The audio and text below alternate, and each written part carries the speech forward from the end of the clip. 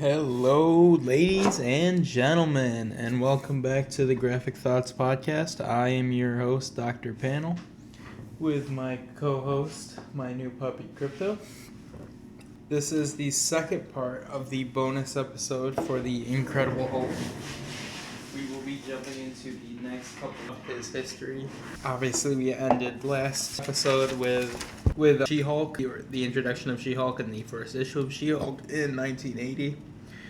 We will now be, in this episode, we will be doing from 1983, roughly, to 2005. I'll run through just what we'll be touching on in this episode, and obviously we will be sticking with the same central question that we were trying to answer. Why is the Hulk dumber now than he was originally? Did that hinder or help the character? And when did it happen? We've already kind of starting to establish when it started happening, so the other questions are kind of what we're going to be answering.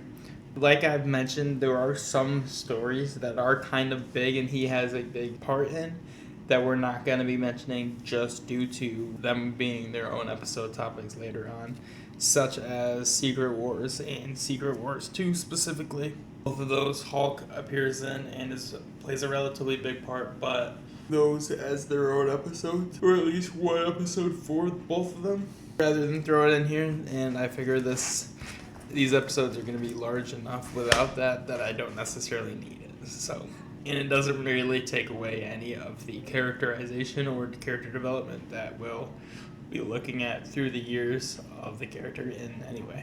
But for what we're going to be covering in this episode, we will be doing issue 7 of Web of Spider-Man. Web of Spider-Man was a Spider-Man series that was happening at the time period. It was shortly after Secret Wars when he got the black suit. Issue 7 is the issue that the Hulk appears in. That's why we'll be covering that. We'll be doing Wolverine issue 8. Same thing. Hulk appears in that one. Submariner issue 8. All of those are from 1988. Other than Web of Spider-Man. Web of Spider-Man I believe is in 83 or 84 maybe. Then we will be doing Hulk Future Imperfect, which is a 2-issue little mini-series that was in 1992. Then in 1994, we got Hulk vs. Venom, which is a 1-issue series. We'll be covering that. Honestly, that really doesn't go with the episode very well. It doesn't really affect his character or his story or how they're portraying the character. I just thought it was really cool, so I'm going to throw it in here.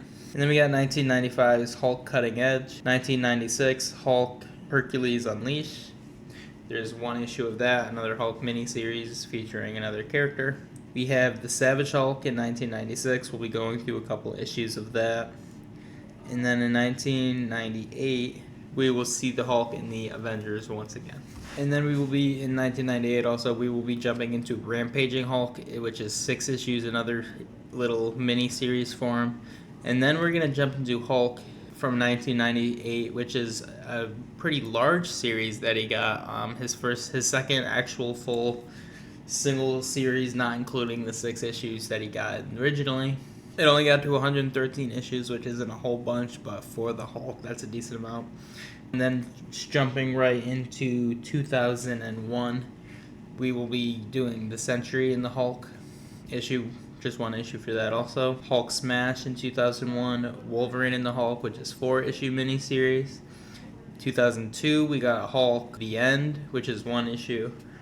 And then we're going to talk about it a little bit, but we're not really going to touch too much on it, specifically because, again, I want to do it for its own episode. Ultimate Hulk. We're not going to touch on the Ultimate Universe, really, in any way. We're just going to touch on how they portrayed the Hulk in that universe. And then we have Marvel Age Hulk. There's 4 issues of that. We have Marvel Zombies. Again, it's going to be his own episode, so we're just going to really be touching on the Hulk aspect of it. And then in 2005, which will be the end of this episode, we will be touching on Mythos Hulk. Ultimate Wolverine versus Hulk. That's another, I believe it's 1 issue, but that's what we'll touch on for the last issue, and then we'll once again go back to the original question and answer how the Hulk got to where he is today and what made him how he is. And then there will be a third part. The third part will be just basically covering anything important from 2005 up to 2025. Each episode of these is roughly 25 to 30 years of history that we are putting together into, or that I am putting together into 3 separate parts. My goal is to not have any of them relatively longer than the other, just kind of have them set up pretty good, and for you guys to enjoy. Once again, like I mentioned, it's not going to be able to be posted on Spotify. The way that I post my episodes, I have to download them after I create them, convert the file that I downloaded into an MP3 file so then I can post on Spotify, because Spotify claims that you can post any file basically. It's an MP4 file that I have to transfer it from. They claim that they can take an MP4 file, but when you try to post it, there's no sound. So the converter that I pay for, it only can hold, I think, 10 gigabytes. Any episode longer than 2 hours is over 10 gigabytes. So if I ever have to do an episode longer than 2 hours, it won't be able to go on Spotify. At least not until I can get a different converter that will do more, and there's not a whole bunch of them out there. So once again, for like the first episode, the second episode will be going up. You will be hearing this on YouTube, so keep an eye out for that. But that is enough yapping. I cannot wait to jump into this. I've been reading my ass off of Hulk. I'm kind of tired of the character, if I'm being honest. I've been reading so much of him, but I cannot wait to jump into this episode and just talk about all the fucking shit that's happened in his history. So let's get going right away. Alrighty, so we're going to jump right in. Like I said, we are going to start the part 2 with Web of Spider-Man issue number 7. This is the issue that the Hulk appears. It's actually a pretty interesting continuation of a Hulk issue. I, for whatever reason, didn't write the Hulk issue in my notes. But in an issue of the Hulk, a bad guy named Nightmare basically takes over the Hulk's mind, like a lot of people do, and make him do evil shit, and he basically wants revenge on him. That leads directly to this story. I was mistaken though when in my initial talking about this, I believe I said it was in 1983. It was in 1985. So that is my mistake. This is a very, very, very strange issue, specifically of Spider-Man, and then also a strange issue of the Hulk also. So I thought this was a really interesting one to throw in here. It's almost entirely set inside of a nightmare. It also ties into events happening in the Hulk's comics involving the villain Nightmare, like I already mentioned. But let's jump directly into the story. It's not too long, but it does give you a good idea of where the Hulk is as a character, and obviously that's the biggest goal and question that we're trying to answer here. Obviously the ultimate goal of this fucking long ass thing that I'm doing is to answer the question, why did the Hulk change? And how did he become the character that we know today? So let's jump right into the story. The issue immediately throws you into something that feels completely wrong. We're start directly in Peter's dream. We don't know that as the readers right away, but we pretty quickly do find out. Peter Parker is at the Daily Bugle, but almost nothing behaves normally. People react oddly. The atmosphere is very, very dreamlike. It feels like something's off, and then you find out that something is very much off, so it does make sense. Without any warning, the Hulk smashes through the office. At first, Peter reacts like this is another superhero emergency. He changes into his Spider-Man outfit and prepares to obviously have to fight the Hulk. But everything starts changing around him. His costume switches back and forth between his classic red and blue suit and the black costume. He recently wore the black costume, and the black costume has made his debut in Secret Wars. Like I said earlier, we aren't covering Secret Wars due to probably going to be covering that by itself in a separate episode, so I don't think it's necessary to really do a big section on that here. This isn't random at all. It very much reflects Peter's unsettled feeling about the alien costume and everything that happened with it. The Hulk is the Hulk very quickly overwhelms him. The Bugle collapses. Instead of making sense, the world behaves like a nightmare where locations and events shift without any warning at all. It's very, very obvious. I want to make that super clear. It's very, very obvious right from the jump what's going on in the fact that this is not real. Whatever's happening is some sort of illusion and or dream and or something of that nature. Suddenly, Peter wakes up, or at least he thinks he wakes up. Suddenly wakes up in his apartment. He thinks the nightmare is over. This is where Peter David, the author of the book, starts kind of playing with both Peter and the reader. Everything looks normal for a moment, and then Peter hears something screaming. Someone screaming, rather. He looks outside and realizes that the cries are coming from Aunt May's house. Peter becomes Spider-Man super quick, puts the costume on, and rushes directly over there. And then this is where we jump right into probably the most disturbing part of the entire issue. Peter arrives to find a gunman. The man has murdered nearly everyone Peter loves. Among the victims are Uncle Ben, Aunt May, Gwen Stacy, George Stacy, Mary Jane Watson, Betty Leeds. Legitimately all of his love interests, family, his family. Peter completely loses control. Usually Spider-Man jokes during fights. Here, he's not joking in any way. He's furious. He chases the killer with genuine rage. He eventually does catch the burglar, but what the killer says leaves Peter very, very shaken. He suggests that Spider-Man needs guilt, that Peter's entire heroic life depends on having something to feel guilty about. This attacks Peter at its weakest point, and I want to jump back to that point here in a moment because I think that's really, really powerful and really important. This very much hits Peter at his weakest point. Obviously, every single person he's ever loved just got killed. Ever since Uncle Ben died, guilt has been the engine that drives Spider-Man. So for him to just watch it all happen again right in front of him, the nightmare very, very, very much uses that against him. But jumping back to Peter's entire heroic life depends on something, or on having something to feel guilty about. I think that applies not only to Spider-Man specifically, but to a lot of superheroes. A lot of superheroes come from a place of guilt and or wanting to do better because of that guilt. The first person that comes to my head is obviously Batman. He, maybe not guilt specifically for him, but he watched his parents die in front of him. And after that, he basically made a vow to never let that happen again. And he became Batman, obviously. Similar, Tony Stark, he found out that his weapons were being taken into the wrong hands. He got kidnapped, and eventually this led to him becoming Iron Man and becoming a superhero. A lot of the times, the guilt from your previous actions or actions that you didn't take here, in Peter's case, obviously we know the original story. He didn't stop the robber at the wrestling matches and he ended up killing Uncle Ben. Obviously, it's different in this dream sequence, but it's very, very much the same. His guilt is what drove him to become Spider-Man. I think that's an amazing way to put it because that is so many heroes' reasoning. There's so many Nighthawk. There's so many Spawn. There's so many characters that have died have become the Ghost Rider, become the Ghost. I'm fucking up my words. Have become the superhero and or character that they became because of guilt leading them to that character.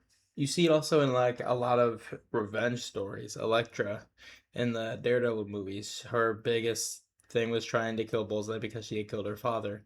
That was more actually taken from Echo's origins in the comics. So that would be a similar thing. But even in the Supergirl movie, I forget her name, but it was also similar in the comic. What's her name? His family got killed, and she went on to want revenge on the people, and ended up getting it. Supergirl ended up stopping her. Similar in the original Batman, I think it's Batman Returns. I don't remember which one it was. The one that introduced Robin before George Clooney was in it, or maybe George Clooney was in that one. I don't remember.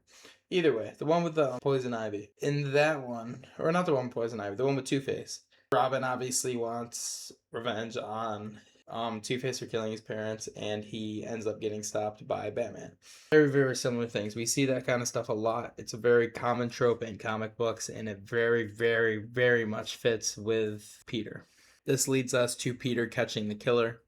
He tears off the man's mask. Instead of seeing a criminal, he sees his own face. And obviously, this isn't saying Peter secretly wants to kill people. It's showing Peter's deepest fear that everything bad that happens is because of him.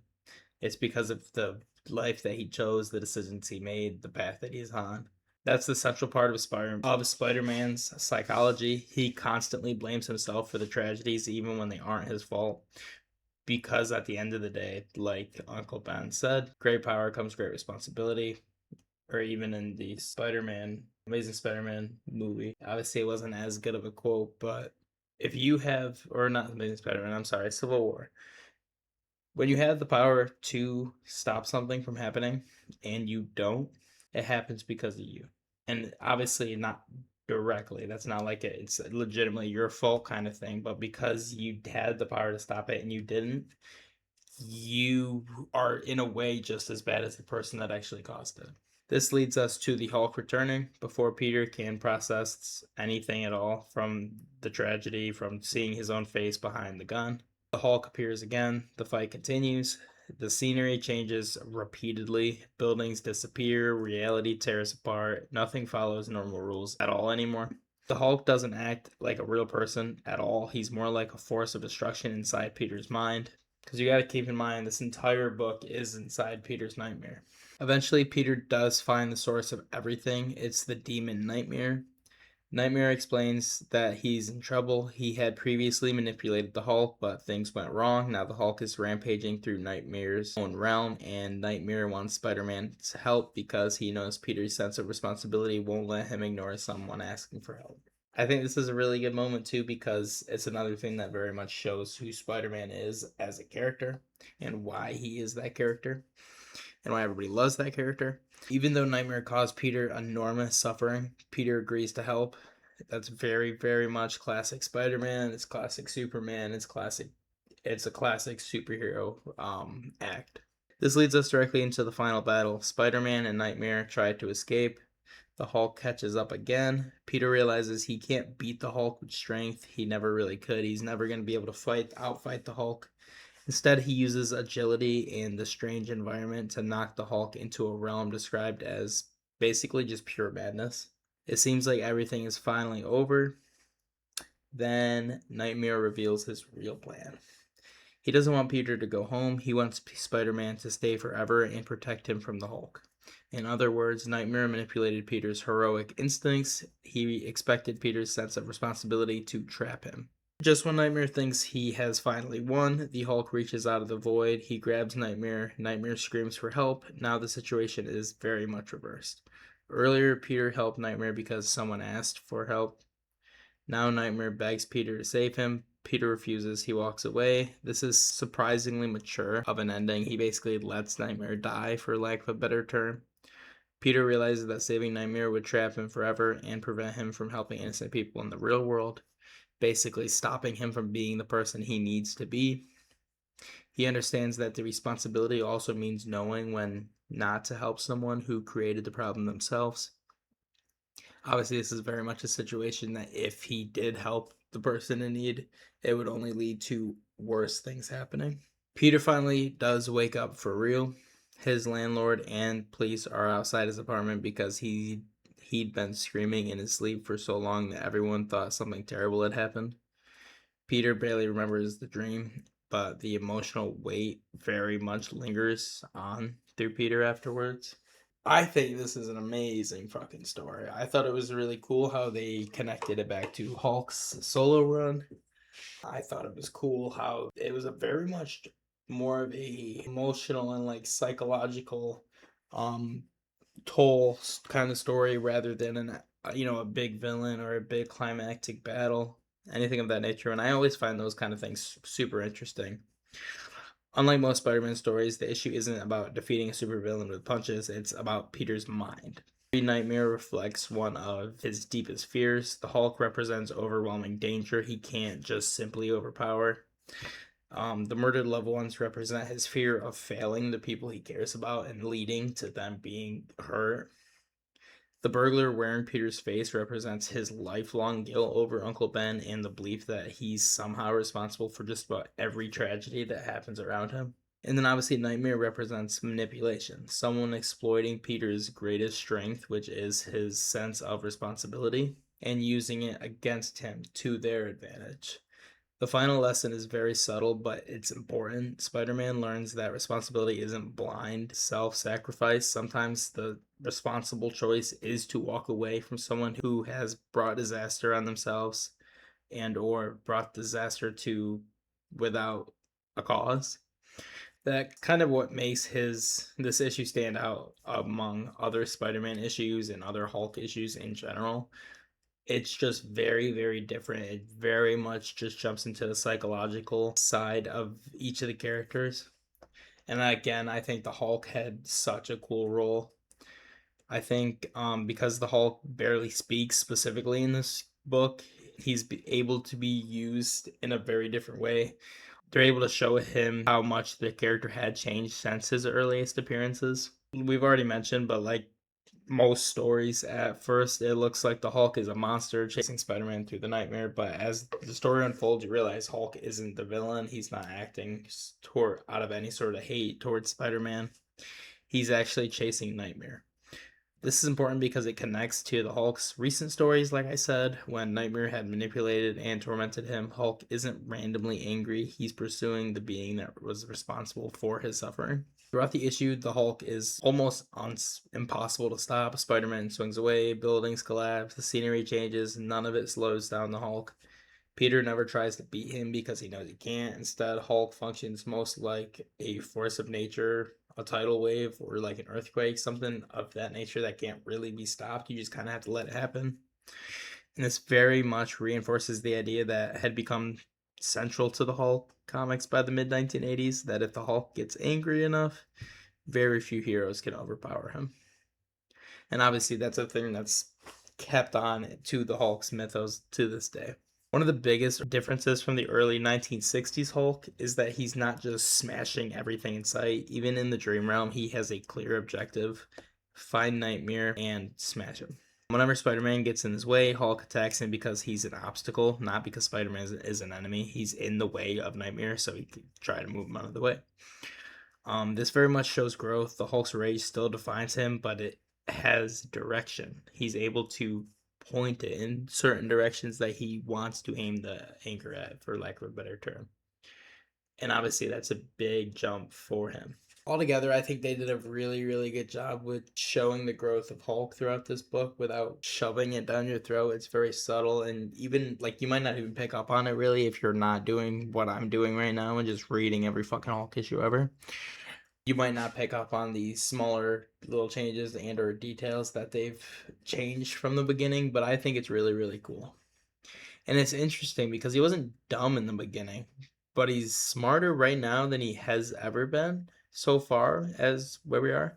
But in some ways, he's also dumber. Like, he can't form thoughts as coherently, like long thoughts. But his speech is much more fluent, and when he sets his mind to something, he can do it. It's a very interesting little scenario we have ourselves in right now. But next, we are going to jump into Wolverine issue 8. This is from 1988, so it's a bit of a jump from 1985. Throughout that time, the Hulk issues were continuing. Other than that, there wasn't too much happening with the character. He was appearing in a bit of other stuff, but nothing that I really saw that was super important to add in here. But I did think it would be cool to see another Wolverine and Hulk fight. This is the first one since Wolverine's first appearance, I believe. I could be mistaken, but I'm almost positive it's the first one since his first appearance. But yeah, I'm excited to jump into that one. This bit took a bit longer to get through this story than I expected. I am going to try to hurry some of these smaller, I guess less impactful to the character stories up a bit faster than this, just so I can not have this be 4 hours long. Because obviously we still have an entire, like, 40 years to fucking do. But that's enough yip yap. We'll take a brief intermission, and then we will jump into Wolverine issue number 8.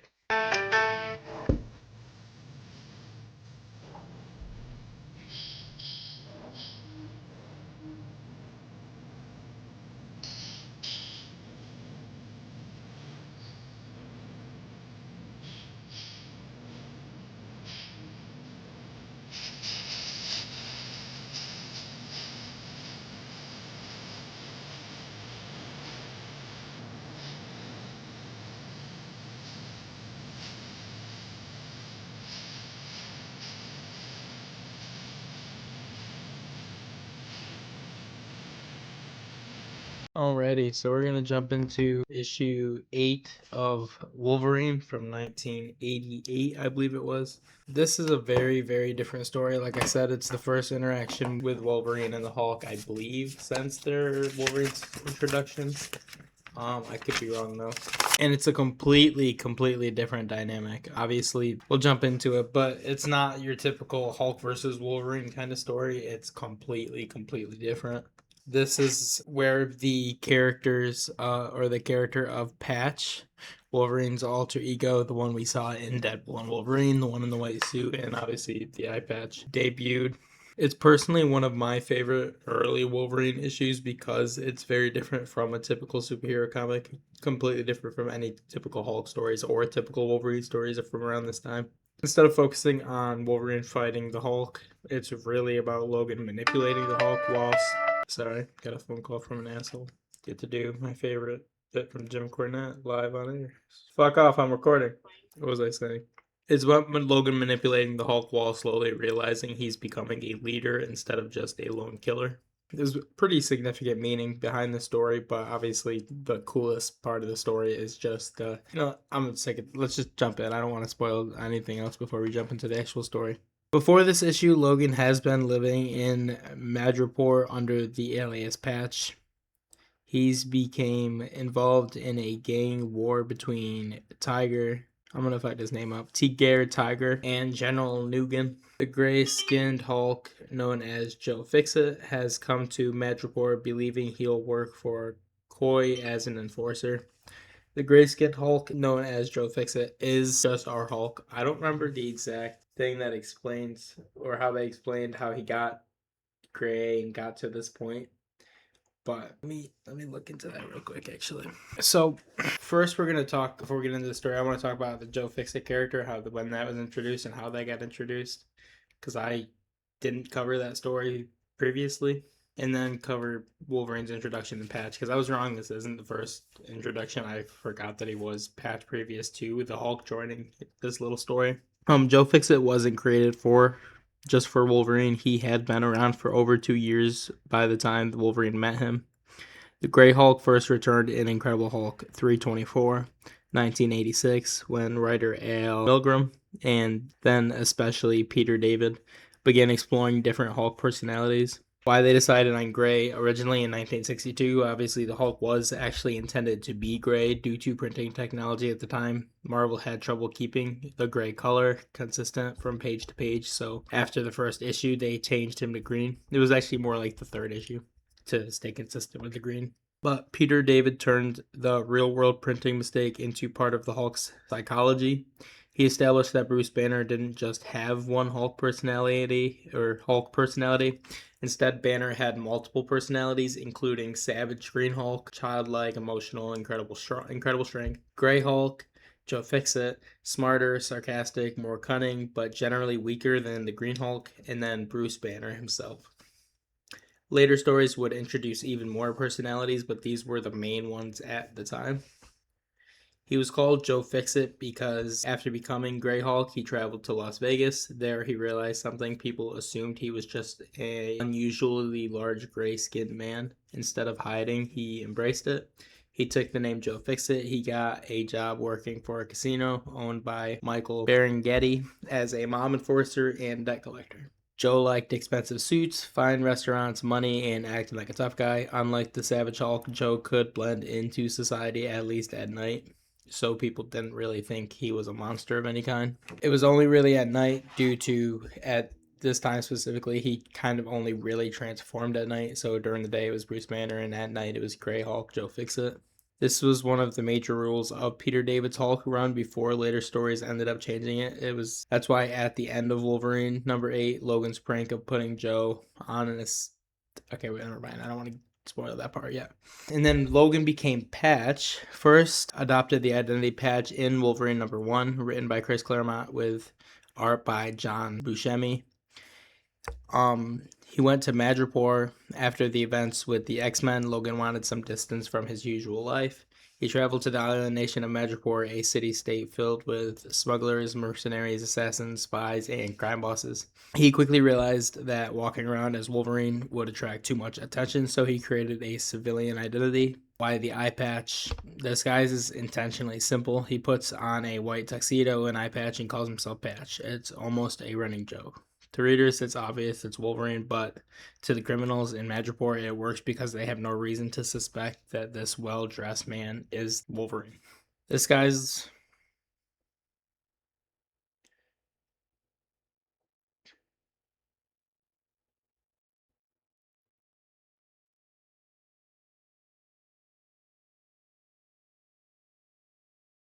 This guy lets Logan move through the criminal underworld, gather information, and manipulate events without revealing himself. That's the one thing I just completely forgot that that story run, the first couple issues and all of it was just him being Patch. For some reason, I forgot about that. I was thinking that Patch was introduced. I've always just thought of Patch with the Hulk story, so I've never really thought about it outside of that. So that's probably why I just never really thought about it. But anyway, jumping all the way back to the story. Like I said, setting the stage before the issue, Logan has been living in Madripoor under the alias Patch. He's became involved in gang war between the names I've already said. The gray skin Hulk, known as Joe Fixit, has come to Madripoor believing he'll work for Coy as an enforcer. Logan immediately recognizes that Joe Fixit is too dangerous to fight head on. Instead, he decides to outsmart him. The issue opens with Joe Fixit waking up in his hotel. Someone has stolen almost all of his clothes. Instead, his luggage is full of identical purple pants. Joe is very, very furious. It's a small scene, but it tells you something about Logan. Instead of constantly acting like a grim killer people expect, he has a mischievous sense of humor. He likes getting under people's skin before a fight even starts. It's a very, very small thing, obviously, to just give him a suitcase full of purple pants, but it's a very, very big thing at the same time, and it's very comical. Joe meets Patch at the Princess Bar. Joe wants help finding General Coy. Patch acts friendly. He's calm, respectful, helpful, but readers know something that Joe doesn't. Patch already has his own plan. Logan doesn't intend to help Coy. He intends to destroy Coy's criminal empire. He simply is using the strongest weapon available, the Hulk. This is when Logan's manipulation truly begins. Instead of pointing Joe toward enemies, Patch carefully chooses places where Joe's temper will explode. This is pretty important. Logan never directly tells Hulk, go smash this person or this place. Instead, he creates situations where Hulk discovers terrible things himself, and then that lets Joe believe every decision is his own. He doesn't feel like he's being manipulated or taken advantage of like most Hulk stories. That's another thing that it brings it back to a lot of Hulk stories, but it's also very, very different from most Hulk stories. It's very much a psychological manipulation rather than an outright lie, which is kind of the idea. Patch brings Joe to what appears to be an ordinary building. Once inside, Joe discovers it's actually being used for human trafficking and the imprisonment of women. Joe is very disgusted. This is one of the most important moments in the issue, in my opinion. The Hulk isn't angry because someone insulted him. He's angry because innocent people are suffering. He destroys the operation, frees the captives, and leaves the criminals beaten. This is very different from different Hulk from what readers have read so far. Obviously, the early 1960s, and then later when the Hulk stories returned. He's very much more a monster, a mindless beast than anything else. This is very much the complete opposite of that. Throughout these scenes, Logan rarely jumps into the spotlight. Instead, he watches, studies Joe, adjusts his plan. This shows Logan's intelligence. People often think Wolverine solves everything with his claws or just by fighting. But this issue, and then these issues in general, this whole comic arc, does a very good job of just showing how strategic and smart Logan really can be. I mean, he's an experienced soldier, he's a spy, and an expert tactician. People, I feel like, tend to forget about all of that. They just think of him in the X-Men and think of him with the claws. He's very much just winning without throwing any punches at all. Patch then leads Joe to another location. It's a house built on top of a hill. Joe assumes they're approaching another target. Instead, Logan cuts away part of the structure beneath Joe. Joe crashes through the ground. Thousands of feet below is General McCoy's hidden cocaine processing facility. Joe lands right in the middle of it. Everything explodes into chaos. Machines are destroyed. Workers flee. The drug operation is completely ruined. Again, Logan never actually tells Hulk what he's doing. He simply places him exactly where his strength will do the most damage and lets things take its course. This is when General McCoy arrives and confronts Joe. McCoy arrives furious. He expected Joe to eliminate Tiger. Instead, Joe has destroyed McCoy's own empire. Joe realizes something. Everyone has been trying to use him. Coy, Berengetti, even Patch. Joe doesn't like that. He tells Coy he isn't anybody's hired murderer. The line is important because it shows Joe Fixit has his own moral code. He's rough, he's selfish, he enjoys fighting, but he isn't interested in becoming a mob hitman. He's above that, if you will. This is when Joe confronts Patch. Now that Joe understands that Patch was manipulating him from the beginning, he punches Wolverine hard enough to send him flying. It's one of those moments where Logan simply can't match Hulk's raw power. But Joe doesn't keep attacking. Instead, he laughs. There's almost admiration in the moment. He realizes Patch tricked him without ever forcing him. Joe respects cleverness even when he's the victim of it. This is another thing that very much shows the difference between obviously the normal Hulk and Joe Fixit is this interaction completely. Once the Hulk realized that Patch or Wolverine was fucking with him, he would have just fucking kept going at him and it would have been a giant fight. That's completely different. Joe decides he's had enough of Madripoor. He's leaving. Patch even helps him get to the airport. It seems surprisingly friendly. Then one final joke. Patch secretly puts Joe on a plane, flying the wrong direction. Joe wanted to avoid sunrise so he could remain in his gray Hulk form. Instead, the plane heads east, straight towards the sunrise, meaning Hulk involuntarily changed back into Bruce Banner during the flight.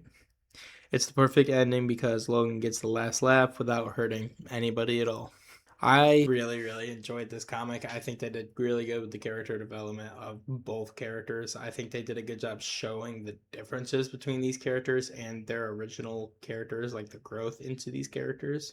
This issue very much isn't about Logan proving he's the toughest. It's about proving he's the smarter than almost everyone around him. Early Wolverine often solved problems by fighting or just with his claws. Here he wins by observing, planning, manipulating, and understanding personalities. He knows exactly what will make Joe angry. He knows exactly where to point that anger. He defeats an entire criminal empire without having to defeat the Hulk and really having to lift a finger in any way. This issue is, like I just said, is a very great showcase for the Grey Hulk. Unlike the Savage Green Hulk, Joe talks constantly. He's sarcastic. He enjoys enjoys nice clothing. He likes money and comfort, but underneath the tough guy personality, he still has principles. When he discovers slavery and drug trafficking, he doesn't shrug and say, "Not my problem." He destroys both operations. This is very much, in my opinion, why this issue is memorable. It shows that Joe Fixit isn't simply a gangster version of the Hulk. He can be manipulated, but he still has a line that won't cross. He won't cross. By the end, he respects Logan's cleverness, even after being played, and Logan respects Joe enough to know that deep down, he'll do the right thing when confronted with genuine evil. Like I said, very good showcase of both of these characters. Very interesting little, obviously this is a bit out of the way, because Hulk very much just goes back to his normal Hulk after this, other than his little bit of time as Joe Fixit. So I don't necessarily consider this a character aspect too much of the character himself, just a aspect of the time more than anything. But I really couldn't do a bus, if you will, of the Hulk without putting this in. So that's just what we're going to have to do. I do hope you guys enjoyed talking about this book. This was probably my second or third favorite one that I had to, or that I read for this. I guess not had to. I decided to do this. It was so much fun. It was really entertaining.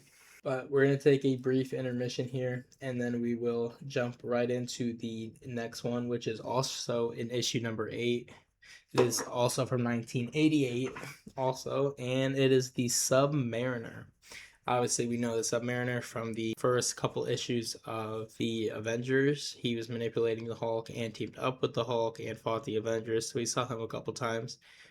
Pretty much the same character now. We'll see him a couple years later on, see if he's changed a bit, but obviously the big part of the story that we're going to be focusing on will be the Incredible Hulk's part. So, like I said, we're going to do a brief intermission and then jump right into that part. Alrighty, like I said, this is we're going to jump into issue number 8 of Submariner from 1998 or 1988. The one thing I did want to mention about this, it is again not really going to count for the characterization of the current character of the Hulk due to it taking place story-wise back in the 1960s when Hulk and Submariner teamed up originally. It's basically just a story from Submariner's past rather than a new story. So we're just going to jump into the story right away. Opening, Namor reflects on his defeat.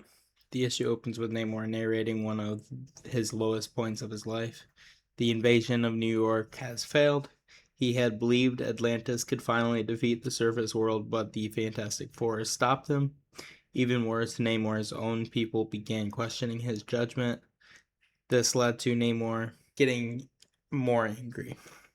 Namor explains that every defeat made him more convinced that the surface world was his enemy, but every defeat also made Atlantis lose confidence in him as a ruler, as a leader. He's becoming isolated from both worlds. The comic revisits Namor's feelings for Sue Storm. Namor genuinely believes Sue belongs with him beneath the sea. From his perspective, Reed Richards is keeping her from the life she deserves. At the same time, Dorma becomes jealous. She loves Namor, but realizes he cannot stop thinking about Sue. Her jealousy leads her to release Sue while she's deep underwater. Almost immediately, Dorma regrets it. Sue begins drowning. Namor abandons his own plans to save her. This is one of the first moments where the comic shows Namor's internal conflict. He can be arrogant, he can be ruthless, but he refuses to let an innocent person die, especially somebody like Sue Storm, who he truly does care for. When Namor returns home expecting support, he finds something much worse. His people are gone. Many Atlanteans have abandoned the kingdom. Namor spends months searching the oceans with advanced Atlantean technology, hoping to find them. Instead, he finds someone very, very unexpected. That's another thing that I even forgot about at this point. Namor was basically banished from Atlantis also. Not necessarily banished from Atlantis, but his people have completely given up on him and left him. So he's a king without a kingdom at this point, a king without any servants. And this leads us into meeting the Hulk again for the first time. Like I said, this isn't a new story. We already went through this with him in the Avengers and when we went through that in part 1. But this entire story is told from Namor's perspective, so it is told a bit different, which I thought was interesting. Namor discovers Hulk wandering alone. The Hulk is angry. The military continues to hunt him. The Avengers have already fought him. Nobody trusts him. Namor immediately recognizes something important. They are both outcasts. Rather than threatening Hulk, Namor speaks to him almost as an equal. He tells Hulk that humans fear us, humans attack us, why shouldn't we fight back together? He's very convincing. He gets the Hulk to be on his side like we already saw. Like I've already mentioned, this is a very, very common trope in Hulk comics in general, especially in the early days. To Hulk, this all makes sense. He doesn't join because he wants to conquer Earth. He joins because someone finally seems to understand what it's like to be hated, what it's like to be vilified for virtually no reason other than the way you look. The alliance is very uneasy from the beginning. Namor thinks strategically. He wants to defeat the Avengers and weaken the surface world. The Hulk has a much simpler goal. He wants to smash anyone who attacks him. Namor realizes Hulk isn't a soldier, he's a living weapon, so Namor points him toward the Avengers and basically lets him go. The Avengers are caught off guard. They're suddenly facing two of Marvel's strongest characters at once. Namor attacks with speed and precision. The Hulk attacks with overwhelming force. Together, they're far more dangerous than either would be alone. Hello. And obviously, it's not just like an understatement. I mean, the Submariner is very powerful in its own right, and obviously the Hulk is arguably the strongest being in Marvel in general. So obviously, it's quite a fucking battle. For a time, it actually looks like the Avengers might actually lose. Namor even admits in his narration that this was one of the few times he truly believed victory was within reach. Although then the turning point comes. Just when victory seems certain, something unexpected happens. The Hulk suddenly transforms back into Bruce Banner. Neither Namor nor the Avengers expected it. Without Hulk's strength, the momentum disappears instantly. Namor realizes that the battle cannot be won. This is one of the reoccurring tragedies of Namor's early career. Again and again, victory slips away because of circumstances beyond his control. Rather than fighting to the death, Namor retreats. He isn't a reckless berserker, he's a king. Once he knows the battle is lost, preserving himself becomes the wiser choice.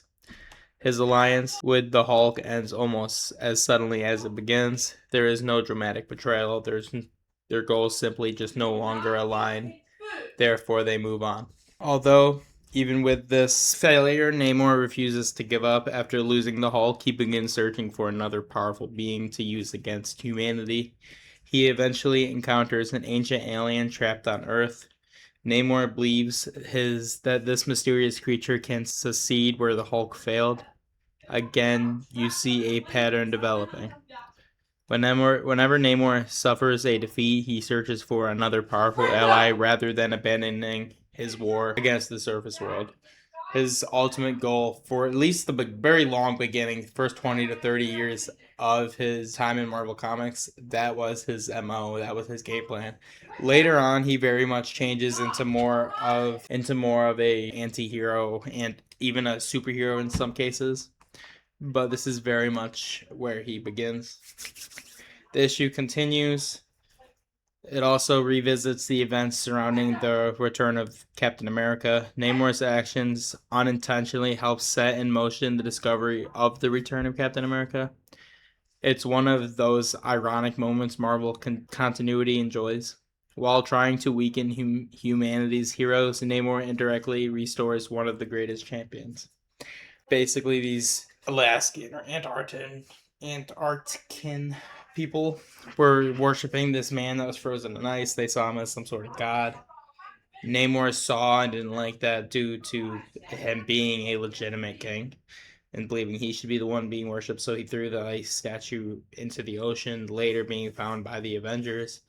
And that statue was Captain America. The issue closes by returning to Sue. Namor kidnaps her again, convinced she belongs with him, but this time he finally accepts a painful truth. Sue chooses Reed Richards, not because she's forced to, because she loves him. For perhaps the first time, Namor begins to understand that love cannot be won through power or persistence. It's a small moment, but an important one in his long character arc, kind of characterizing him. Unlike many superhero comics or sagas at this time, the saga of the Submariner isn't trying to tell a brand new story. It's trying to reinterpret a classic Marvel history through the eyes of another storyteller. Reading the original 1960s stories, Namor often seemed like an angry antagonist. Reading this issue, you understand his motivations a lot better.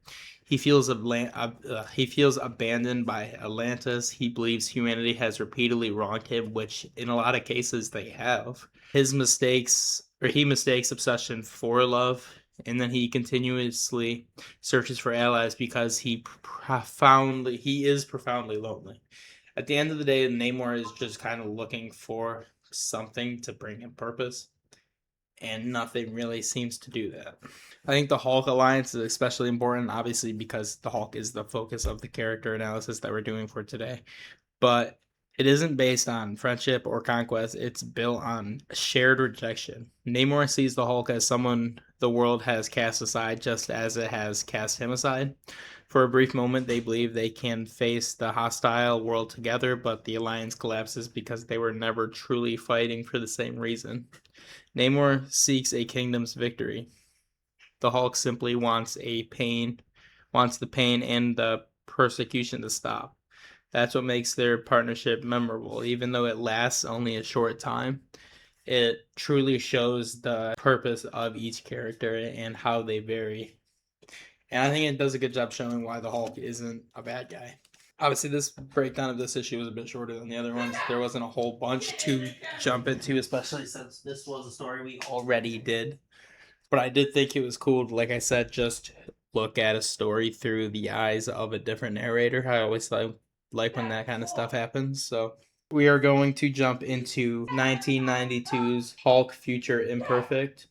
There are 2 issues of that. This is Hulk's first little mini series by himself since his actual solo series. This was really, really entertaining. I'm excited to jump into it. We're going to take a brief intermission and then get right going on it. Alrighty, so like I said, we're going to jump into Hulk Future Imperfect. It's a 2-issue series from 1994. It's very, very different from any Hulk thing we've done so far.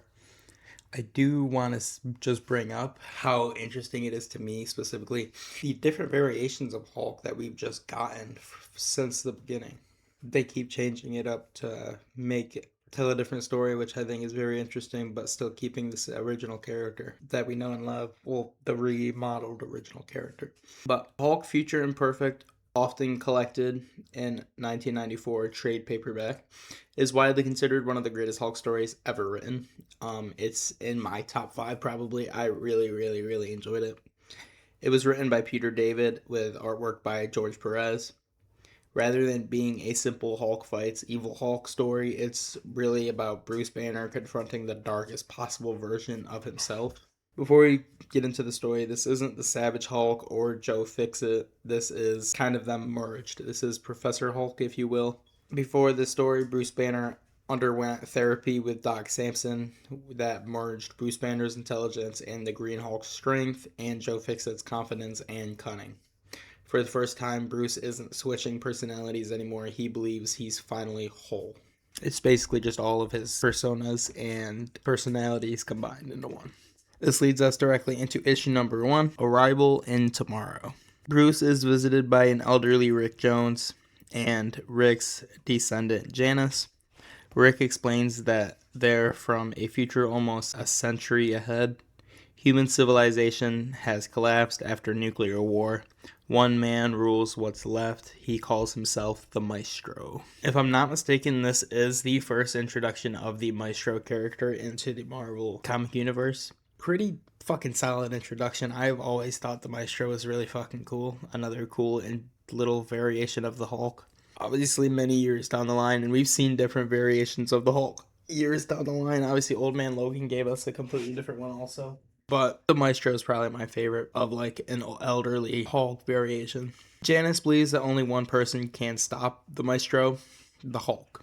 Bruce is skeptical but agrees to help after seeing how desperate they are. This leads us to the time machine. Using Dr. Doom's old time platform, Hulk travels into the future. Immediately, Peter David shows readers something is wrong. The Earth isn't merely damaged, it's basically dead.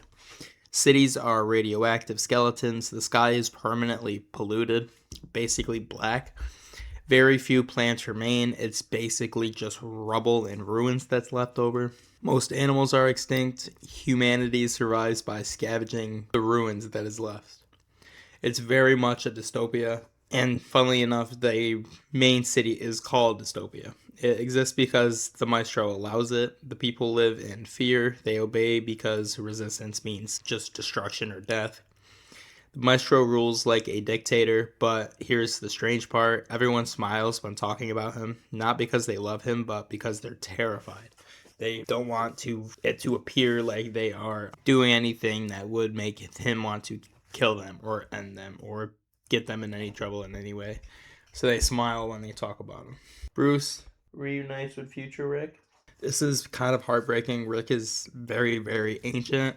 He's blind. He's missing limbs. His body is failing. He's dying. He's very, very, very much dying. Yet he's still trying to save the future. Bruce realizes that time eventually destroys everyone, even his oldest friend. Obviously, Rick Jones has literally been there since the beginning. He was the biggest proponent to keeping the Hulk at bay in the early books, and then obviously even in his later issues, he ended up returning.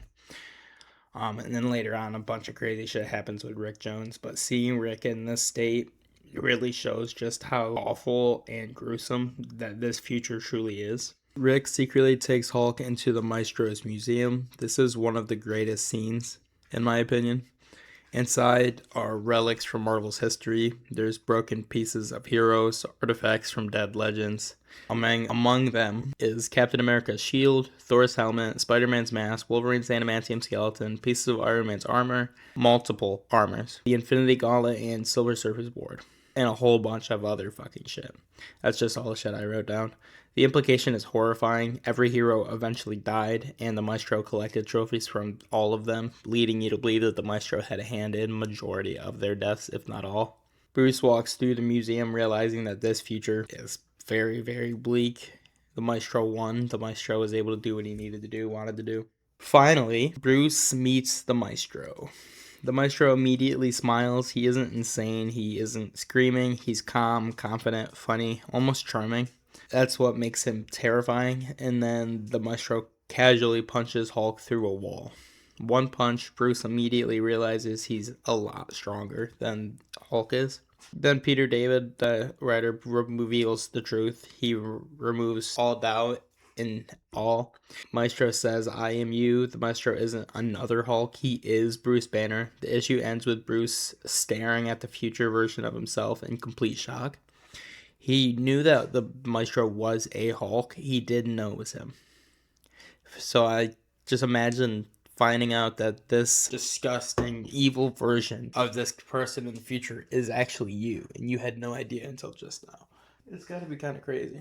Obviously, the Hulk goes through a bit of character development in this story. It's a future story, so it's not... I don't want to say it's not canon, because it is technically canon, but it's not the Hulk that we're going to be following in the majority of the story, so it's not the same thing.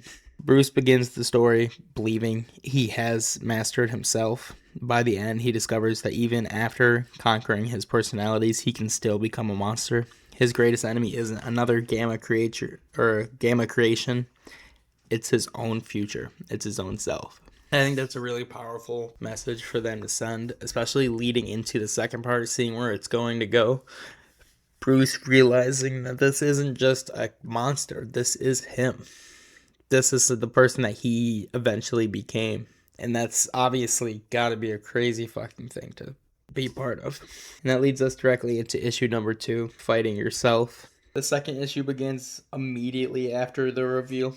Bruce refuses to believe it. The Maestro explains, years after global nuclear war, Banner was exposed to constant radiation. Instead of killing him, the radiation just made him stronger. Everyone Bruce loved eventually died. His morality slowly disappeared. He decided that ruling the world was easier than trying to save it. Which, at the end of the day, when you see every person falling and dying around you that you could ever care about or have ever cared about, there's really not going to be a whole lot that's going to make you want to continue. So, this leads us to the fight finally beginning. This isn't a normal Hulk fight. Every punch destroys buildings. George Perez does an amazing job with the artwork in this book. Fills pages with impossible amounts of destruction. The Maestro always seems one step ahead because he's already lived Bruce's life. That's a good thing to remember. He is literally Bruce from the future. He's already done this. He's already been able to get through everything. He knows how Bruce thinks. He predicts his moves. Bruce isn't just fighting someone stronger. He's fighting someone who knows every instinct he'll ever have. During the battle, civilians are endangered. Bruce immediately stops fighting to save them. The Maestro just casually laughs. He knows Bruce will always choose innocent lives over winning. The Maestro has abandoned that part of himself completely, so that will never be an issue to him. This is the first major difference between them that we see directly. Personality-wise, obviously, they look very, very different. One of the saddest moments comes when Rick finally does die, Rick Jones. Bruce loses the friend who's stood beside him since the beginning. Since the very first Hulk comic to this point, Rick has always been there. The Maestro barely reacts to him. people are replaceable. Bruce is devastated, but this shows that despite everything, Bruce's compassion still survives. The Maestro legitimately could not have cared less about him dying. Bruce realizes he cannot beat the Maestro with strength. He simply is just too powerful. So Bruce starts thinking like Bruce Banner instead of the Hulk. He remembers the time machine. He tricks the Maestro into following him, and Bruce activates the time platform. Instead of sending the Maestro somewhere random, he sends him back to the exact moment of Bruce Banner's original Gamma Bomb explosion. The Maestro materializes directly where the Gamma Bomb detonates. The explosion engulfs him, and the implication is that the Hulk's own origin destroys his future self, which again is just a fucking amazing way to end it. These writers are fucking geniuses sometimes. I would have never thought of them ending the book in that way. It's honestly one of the most poetic endings in Marvel history. Bruce doesn't win because he's stronger, he wins because he's smarter. This story is one of the defining Bruce Banner stories because it asks the terrifying question, what if Bruce eventually gave up? The Maestro isn't evil because gamma radiation changed him overnight or some guy made him evil. He's evil because of decades of loss, endless war, overwhelming power, and just the main thing is hopelessness. He's been hopeless this entire time, and eventually he just snapped. This slowly erased his humanity. Bruce realizes something important. His strength isn't what separates him from the Maestro. His compassion is. Every time Bruce risks losing a fight to save someone, he's proving he is still different. The Maestro calls compassion weakness. Bruce realizes it's actually the one thing preventing him from becoming the Maestro, from becoming the worst absolute version of himself. Many Hulk fans consider Future Imperfect one of the essential stories, or essential Hulk stories rather, because it transforms a physical battle into a psychological one. The Maestro isn't just an evil future Hulk, he represents Bruce Banner's fear that no matter how hard he fights, his inner darkness, enough pain, and enough power could eventually corrupt him. That idea has influenced later Hulk stories, including Peter David's later Maestro tales on elements of the modern runs like Immortal Hulk, but this is where that all kind of initiated, and I think they did such a fucking good job of it. And Peter David specifically, his run on Hulk, all of his runs on the Hulk, any Hulk story he's done, I think has just been fucking amazing. I think he is an amazing writer. And this, like I said, is in probably my top 5 Hulk stories that I've read. I really enjoyed it. I have not read a lot of his newer stuff, Hulk's newer comics, like the last 5 years or so. I know I need to jump into that. Like Immortal Hulks looks pretty good. I need to jump, or not Immortal, whatever the current one is. I need to jump into that. But I really enjoyed this story. I think it brought so much to the character, so much to the mythos, so much just like darkness that you actually had to think about. And then it introduced the Maestro for one, introduced Professor Hulk for another. Both of these characters are very interesting and do get more interesting as they are used later on. So overall, I thought this was too important of a story to skip, and also too important of debuts to skip. So I really enjoyed that story. Honestly, a lot more than I was expecting. I wasn't expecting to dislike it per se, but it just wasn't really one of those ones that I was like, okay, this is gonna be great. But when I read it, it was fucking great. But next, we are going to jump into Hulk versus Venom. This is one issue. It is 1994, I believe. I don't think this is gonna be one that's like super important to the mythos of the character. However, I don't know how someone could see Venom versus Hulk and not read it.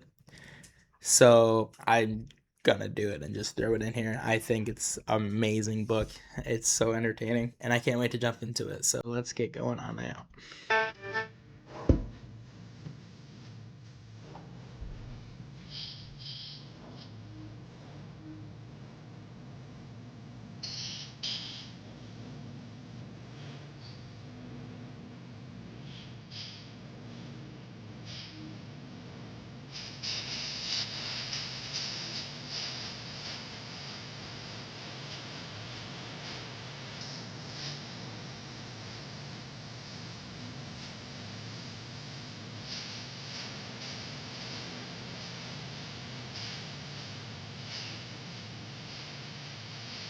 Alrighty, so like I said, we are going to be jumping into Hulk versus Venom.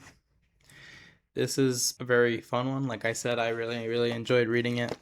Again, by Peter David. This takes place during his Professor Hulk era. Unlike Future Imperfect, this isn't meant to be a deep psychological epic. It's very action comedy that explores how Professor Hulk and Eddie Brock's Venom are actually a lot more alike than they either really wants to admit. The story revolves around an eccentric villain called Dr. Bad Vibes, who claims he has built an earthquake machine basically capable of destroying San Francisco. Before we jump into the story, like I said, Bruce Banner is currently Professor Hulk. This means he has the Hulk's body, Bruce Banner's intelligence, and Joe Fixit's confidence and attitude. I know I just went over that for the last story, but just in case people are jumping through sections to read or do certain ones. He's a much calmer than earlier Hulks, but still enjoys showing off his strength. Meanwhile, Eddie Brock and the Venom symbiote are operating as lethal anti-heroes at this point. They aren't trying to conquer the world, they're punishing people they consider guilty. I personally am not the biggest fan of Venom as an anti-hero type. The original Venom, Eddie Brock Venom, as an anti-hero type. I prefer him as a villain specifically just because, like, look at him. Like, he just looks like the scariest villain ever. So I think it's a cop-out not making him a villain. But then again, they have had a lot of really good stories and a lot of interesting stories with him being an anti-hero. And then obviously, like, Agent Venom is super interesting. So, you know. But jumping into the story, a San Francisco television station receives a bizarre message. A man calling himself Dr. Bad Vibes. Such a silly name, by the way. It's supposed to be kind of a silly small villain, but the name alone just makes it so fucking silly, in my opinion. But Mr. Bad Vibes announces that at exactly noon he will trigger a devastating earthquake with a machine he invented. Most people think he's another crank. Some reporters think it's worth investigating. Bruce Banner and Eddie Brock both independently hear about the threat and decide to look into it for different reasons. Bruce wants to stop a disaster. Eddie is looking for someone who deserves punishment. Eddie, like I said, is very much in his anti-hero phase here. Darkest anti-hero phase, I'd probably say. He's just kind of switching between it, so he's always been violent, but he's still very violent with people that he interacts with, takes care of. Bruce and Eddie cross paths while following the same lead. Neither recognizes the other's civilian identity immediately. Both become suspicious. Tempers flare. Before long, Bruce becomes Hulk and Eddie releases the symbiote. The fight begins. This is kind of the centerpiece of the comic. Obviously, it's literally called Hulk versus Venom. Venom quickly learns something important. His usual tricks don't work at all, really, against Hulk. Specifically, Hulk being as smart as he is now, it's just he's not being able to outsmart him, outmaneuver him, outtrick him, anything of that nature. He swings around Hulk, hits him from blind spots, uses tendrils to restrain him. Professor Hulk is annoyed, but not intimidated, literally in any way. Every time Venom gets close enough, Hulk lands a punch powerful enough to send him flying. Peter David, again, did a very amazing job. You're going to hear me just glazing Peter David a lot throughout this, the next couple books and a lot in this story, because he's had such a legendary run on The Incredible Hulk. But Peter David writes the fight with a lot of humor. It's very humorous between these panels, watching all the interactions between these two characters. Instead of treating it like a grim death match, both characters constantly trade insults and sarcastic comments while trying to outdo each other. This is where the story becomes very interesting. Earlier Hulks would simply smash Venom until the fight ended, obviously. Professor Hulk doesn't. I think that's what made this even more interesting, is putting the Professor Hulk scenario into this rather than just normal Hulk. Instead, Professor Hulk tries talking. He keeps asking, why are we even fighting? That's an enormous change. Bruce is now trying to solve problems before destroying everything. Eddie refuses to back down. The symbiote enjoys the fight. Eddie believes Hulk might be protecting a criminal. Professor Hulk believes Venom is attacking without enough information. Neither one is completely wrong. That's why the fight continues longer than it probably should, which is really just more entertainment, so it's not a bad thing.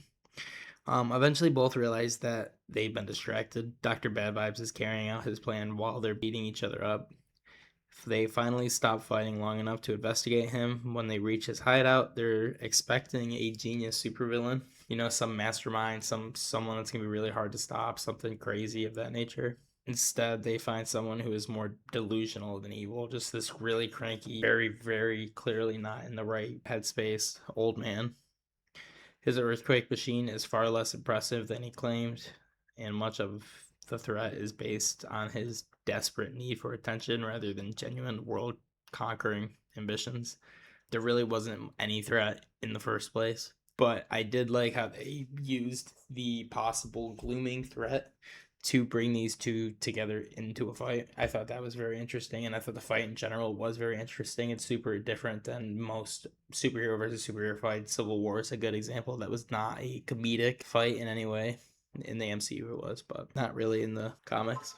I thought them teaming up together was really cool too. Neither Hulk nor Venom trusted each other, but both recognized that innocent people could get hurt without making a formal alliance. They both kind of just decide to stop bad vibes together. It's an uneasy partnership. Neither admits the other is useful, but together they prevent the threat and disaster. Once the crisis is over, nothing has really changed. Venom still thinks Hulk is naive. Hulk still thinks Eddie needs to control his anger. Neither really convinces the other to change their ways or do anything better. They simply just walk away. It's very, very, I don't even want to say poetic. It's just a very normal ending for a story of this nature. With characters of this nature, it definitely makes sense with the story.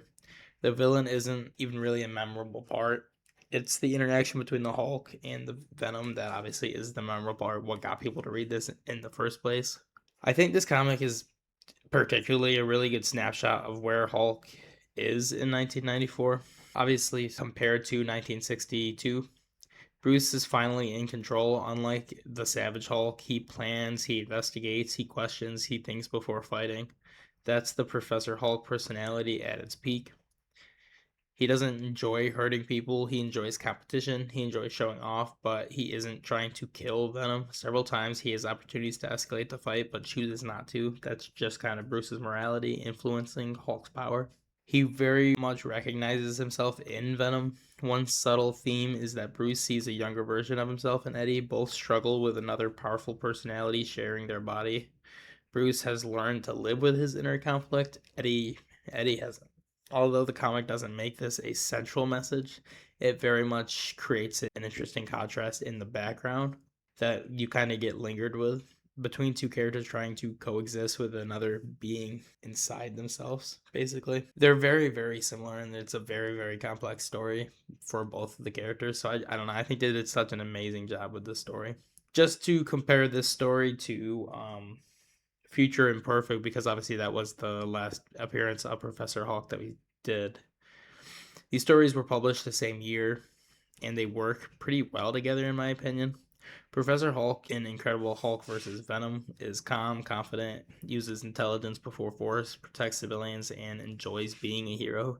Believes power should be used responsibly. Maestro in Future Imperfect, equally intelligent, even stronger, uses fear instead of compassion, rules through intimidation, sees kindness as weakness. Peter David was essentially showing readers both possible futures for Bruce Banner in 1994. In this one shot, you see the best version of Bruce, a man who was balanced in his mind and in his strength.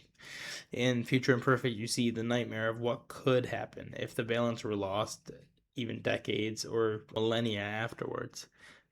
Together, they just worked so well together. I think they complemented each other so well, and I just thought it was a really, really entertaining story. I would definitely read it again. I didn't actually look into it, but it would have been a cool thing for them to maybe do another issue of, maybe not right away, but at another time. I think that it's still a very cool concept. Even now, do it with just normal Hulk would be a cool concept. So, we only got a couple more to cover for this episode. We are doing more than I expected to do, but we are going to be doing Hulk Cutting Edge next. That's in 1995. And then we will do Hulk and Hercules Unleash. And then in 1996, we will do Savage Hulk #1. And that will be the final one for this episode. But we're going to take a little intermission here, and then we are going to jump into Hulk Cutting Edge. Alrighty, so jumping into Hulk Cutting Edge. This is probably one of the strangest Hulk stories in the 1990s. It serves as a bridge between Incredible Hulk 436 and the Incredible Hulk 437. And it's much more of a psychological than a physical story. Unlike Future Imperfect, for example, where Bruce fights his future self, Cutting Edge asks, what if Bruce Banner had to face every version of the Hulk and every fear he's ever buried in one nightmare? I think it's already pouring outside. That's crazy. It was completely sunny like 2 seconds ago. Sorry, I didn't mean to get distracted by that, but that was just crazy. Before we jump into the story, Bruce has gone through another emotional collapse. The merged Professor Hulk personality has fallen apart. Fucking asshole. And Banner is once again shifting toward a more savage Hulk. During these events, the military captures Bruce. Instead of simply trying to kill him, Major Matt Talbot wants to understand exactly what causes the Hulk's transformation. Talbot's plan, basically, is it's kind of complicated. Well, let me introduce Matt Talbot first. Matt Talbot is the nephew of the late Glenn Talbot. Unlike his uncle, Matt doesn't see Hulk as just a monster. He wants information. He believes if we understand Banner's mind, we can finally control or destroy the Hulk. So he recruits an old enemy of the Hulk, the Ringmaster. The Ringmaster, obviously, he can hypnotize people, so you'll see in a minute why that's an integral part of what he wants to do. Talbot upgrades his equipment with military technology so the illusions can become incredibly realistic, almost physically real. Ringmaster is forced to cooperate after Talbot threatens him with prosecution if he refuses.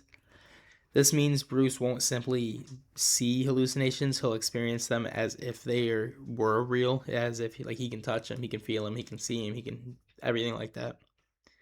Bruce's mind very much becomes the battlefield in this story. As the experiment begins, Bruce is plunged into a shifting dream world. Nothing stays constant, every location changes, every memory blends into another. Bruce doesn't really know what's real, neither does the reader. And I think that's a very interesting way for them to do that, kind of letting you make up your own interpretation for a bit of the story, what's going on, what's real, because they don't tell you for a while. Or they don't get into what's really going on for a bit. One of the first terrifying figures that Bruce encounters is the Maestro. Bruce has already defeated the Maestro in Future Imperfect, but now the Maestro returns, only this isn't the real Maestro, obviously. It's Bruce's fear. The illusion taunts him, suggesting that no matter what choices Bruce makes, he will eventually become the tyrant. He'll always become the Maestro, basically. Bruce then encounters Betty. At first, she's comforting. She reminds him of everything he's trying to protect. Then the illusion changes. She becomes frightening and unstable. This symbolizes Bruce's greatest fear, that everyone he loves will eventually be twisted by his life as the Hulk, become bad, become a worse person, get hurt, anything of that nature. Bruce next sees Janice Jones, one of the survivors from the future shown in Future Imperfect. She appears horribly tortured and dying. Her last question is devastating. Did you betray us? Bruce knows he never did, but deep inside, he wonders if in every future tragedy does it begin with him? Then another fear emerges. The leader appears, not in his normal form, but as a grotesque giant spider-like creature. I can't really explain why he was a spider, because, I guess just because it's not really the leader. Obviously, it's a dream state, he can do whatever he wants. It's kind of Bruce's subconscious turning one of his smartest enemies into a monstrous symbol of, manipulation, mutation. Bruce has always feared enemies who attack his mind rather than his muscles, and that's obviously what the leader has always done. Outside of Bruce's mind, we jump back to the Ringmaster. The Ringmaster realizes something very, very terrifying. The machine isn't just showing Bruce illusions anymore. Bruce's subconscious is taking over. The nightmares are creating themselves. Even Ringmaster can't control them. Talbot realizes the experiment has become very, very, very dangerous, and more dangerous than they ever really expected. So they got to think of something to fucking do here. I genuinely don't know how they could have thought this was a good idea in the first place. Hulk's thing is literally the angrier it gets, the more unstable he gets. And you think it's a good idea to just show him all of his nightmares and everything that could ever upset him. That just seems like the dumbest thing you could do, but I don't know. Inside the illusion, Hulk fights the Maestro, the leader, monstrous versions of people from his life, and bizarre nightmare creatures, but something interesting eventually happens. The more he smashes, the worse everything becomes. This is one of the comic's main ideas. Some emotional problems can't be solved by strength, can't be solved by smashing. Bruce finally understands. Bruce realizes must be a source generating all the illusions. Instead of continuing to fight every monster, he searches for the origin. Eventually, he finds the symbolic power source and he smashes it. Immediately, the illusion world collapses. Bruce wakes up. The experiment is over. And this is not good news for the people running the fucking experiment.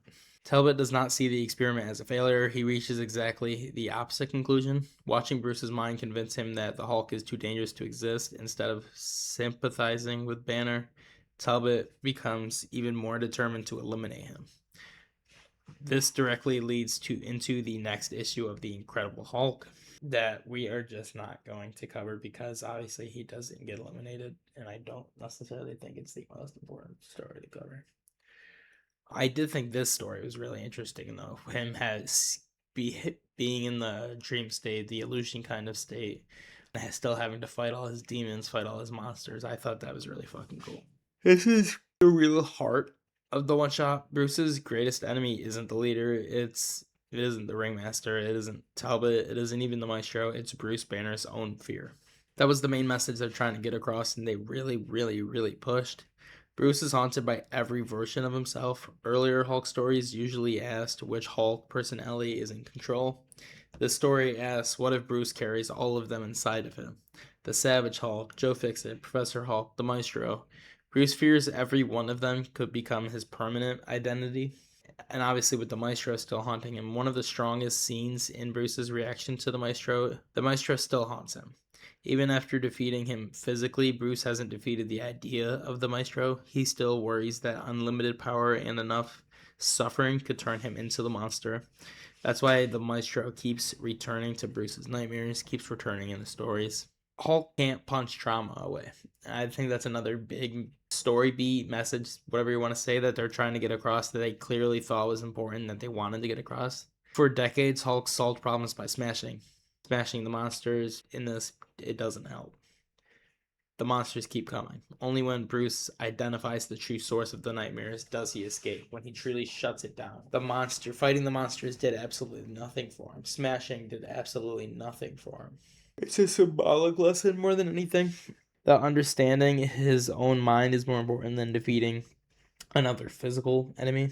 Although it's often overlooked, I haven't heard a whole bunch of people referencing or talking about this story because it's a one-shot. Hulk Cutting Edge is an important companion piece, in my opinion. Future Imperfect showed Bruce fighting the monster he could become. Cutting Edge shows Bruce confronting the monsters he's already carries inside of himself. Rather than being about winning a battle, it's about recognizing that every Hulk persona, every trauma, and every fear is still part of Bruce Banner. And that understanding them is really the only way you can move forward and go on with your life, even as someone like Bruce Banner. So I think this story is really fucking important. I think it has such a good message, and I think it's, like I said, with so many stories now, it's something that you can think about in your actual life and like try to apply. No matter what's happened in your life, mistakes you made, choices you wish you could take back, you just kind of always have to understand and learn from them, and then you have to keep moving forward. You can't ever look back and try to fix mistakes that are years in the past. You can't fix a mistake, but you can learn from it, and you can move forward. That's the only way to do it. And I think I personally love when stories like this you can connect with, and or just think about it in a real life aspect, in the same message absolutely comes across and or just works. So I really, really enjoyed that story. Next, we are going to jump into 1996, Hulk Hercules Unleashed. This is, I believe, also a one-shot. It's one issue. That's another really, really good story. I am honestly not the biggest fan of Hercules in Marvel Comics. I think he's just kind of underused. They haven't really done a whole bunch with him. What he has done, it hasn't been really all that cool in my opinion, so I mean, it's fun seeing him fight Thor, but other than that. But I did enjoy this story for the most part. I've always kind of enjoyed Hulk stories. He's one of my favorite characters, so I didn't think this would be too much of a slog, and it ended up being pretty damn good. So I'm excited to jump into that. We'll take a brief intermission and get right going. Alrighty, ladies and gents. Like I said, we're gonna jump into Hulk and Hercules. This one is quite an interesting one. Still in the Peter David run on the Hulk, which is beautiful because he's my favorite person to read for Hulk. This one's a very, very interesting one. This one takes place directly after the events of the Onslaught. So there's kind of a lot to get into. I think it's a bit of an overlooked gem. Hulk, obviously, or in Peter David's run, obviously he's done a lot of great shit. So I think this one gets overlooked. I've never read it up until looking into this episode. So on the surface, it looks like a simple Hulk versus Hercules fight, but it's really about Hercules trying to understand a Hulk who has become something completely different after the Onslaught event. Like I said, the story takes place directly after the Onslaught event. The Avengers and the Fantastic Four have seemingly sacrificed themselves to defeat Onslaught, leaving the Marvel Universe in shock. We will do Onslaught for an episode. Hulk has also undergone another physical break. Bruce Banner has become separated from the Hulk, leaving behind just a more savage, unstable, bannerless monster. So that's kind of where we are. I don't want to jump into like too much of what led to the Hulk getting to that point because it's directly tied to the Onslaught event, and I don't want to cover too much on that. But for the basis understanding, that's what you need to know. Let's jump right into the comic now. The comic opens in ancient Greece. Hercules dreams about his days with Jason and the Argonauts rather. During the adventure, the Argonauts battle the Hydra. Hercules defeats it not just with strength but with cleverness, sealing the necks after cutting off the heads so they cannot regenerate. Obviously, if you don't know what a Hydra is, it's basically just a giant dragon with multiple heads, and when you cut one off, it grows back with two, I think, like double the amount. So it's really hard to defeat. And you see those in a lot of, that's not just a Marvel thing, you see them in a lot of, it was literally in the Percy Jackson movies. But it was in those books also. It's in a lot of Greek lore and other stuff of that nature. One of his companions jokes that people think Hercules is all muscle, but he's actually much smarter than he gets credit for. This line becomes very important later. You'll see why, but... And that is very much a stereotype, for lack of a better term, with the muscle guys or the really strong guys. You don't really necessarily think about it a lot as them being intelligent. But then again, some of the smartest people in Marvel are the muscle guys. Like Hank McCoy is one of the smartest people in Marvel, and he's literally the beast. So I do think that's an interesting little part of it.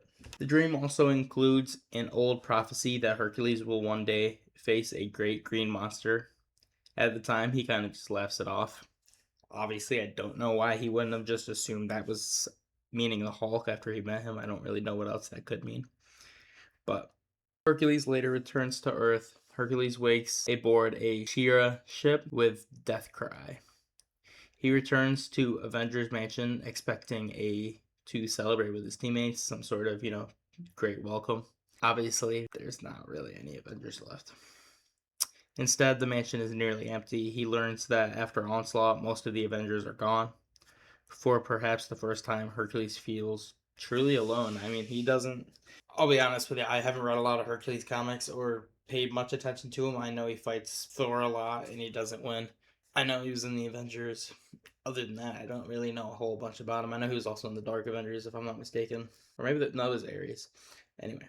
But from what I do know, I'm pretty sure he doesn't really have family left.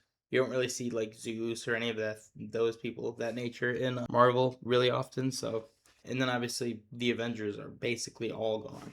His family of heroes has disappeared. He does come across Black Widow. She kind of explains what happened. She tells Hercules that the world has changed. One name comes up very, very often, the Hulk. Reports describe Hulk has increasingly become uncontrollable. Hercules decides he should find him, not because he hates him, but because if anyone still alive can match Hulk's strength and be able to stop him if need be, it is Hercules. Meanwhile, this is not Professor Hulk. Bruce Banner is effectively gone. He's confused, hungry, angry. His thoughts are fragmented. Unlike Joe Fixit or Professor Hulk, this Hulk struggles to explain what he feels. He simply knows something is missing inside him. That something is Bruce Banner. though Hulk himself can't fully understand that. It's honestly a really tragic, just kind of thought to think about. This monstrous force that's just lost and doesn't really know what to do. He's probably a bit scared, for lack of a better term. Like it's a very, very sad look at the Hulk. This is when we get our first interaction between Hercules and the Hulk. Hercules finally finds Hulk. He doesn't immediately attack. Instead, he tries to talk, tries to, calm things down, not escalate it if he doesn't have to. That's obviously going to be the MO. You're not going to fight the Hulk if you don't want to fight the Hulk. Or you're not going to fight the Hulk, rather, if you don't need to fight the Hulk, is what I meant. Although the conversation doesn't really go anywhere. The Hulk is paranoid and assumes everyone wants to control and or imprison him. A misunderstanding escalates into violence. This is when we finally get the actual first fight. The fight is enormous, as you would imagine, with these giant, powerful beings. Trees shatter, mountains crack. Neither fighter holds back at all. The artist on this, Mike, I'm going to fuck his name up, Mike Deotta Jr., draws it very much like a natural disaster, almost how everything's going, how everything's falling apart. And lay down, we're not staring out the window. Sorry, that's a dog. Hercules quickly realizes something strange during the fight. The Hulk isn't fighting with strategy at all.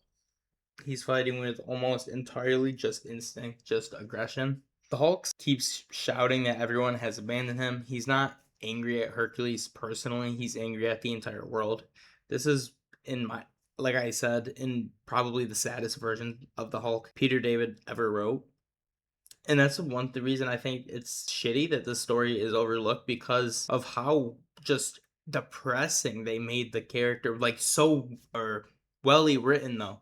It's not just like that was a drag to read kind of depression. It was like, wow, you just couldn't imagine seeing a character with so much darkness already being pushed even darker, I guess. Without Bruce Banner balancing him, Hulk is emotionally incomplete. He doesn't really know what he's doing. He feels alone. He's missing the crucial part of him. I'd argue he's missing his soul.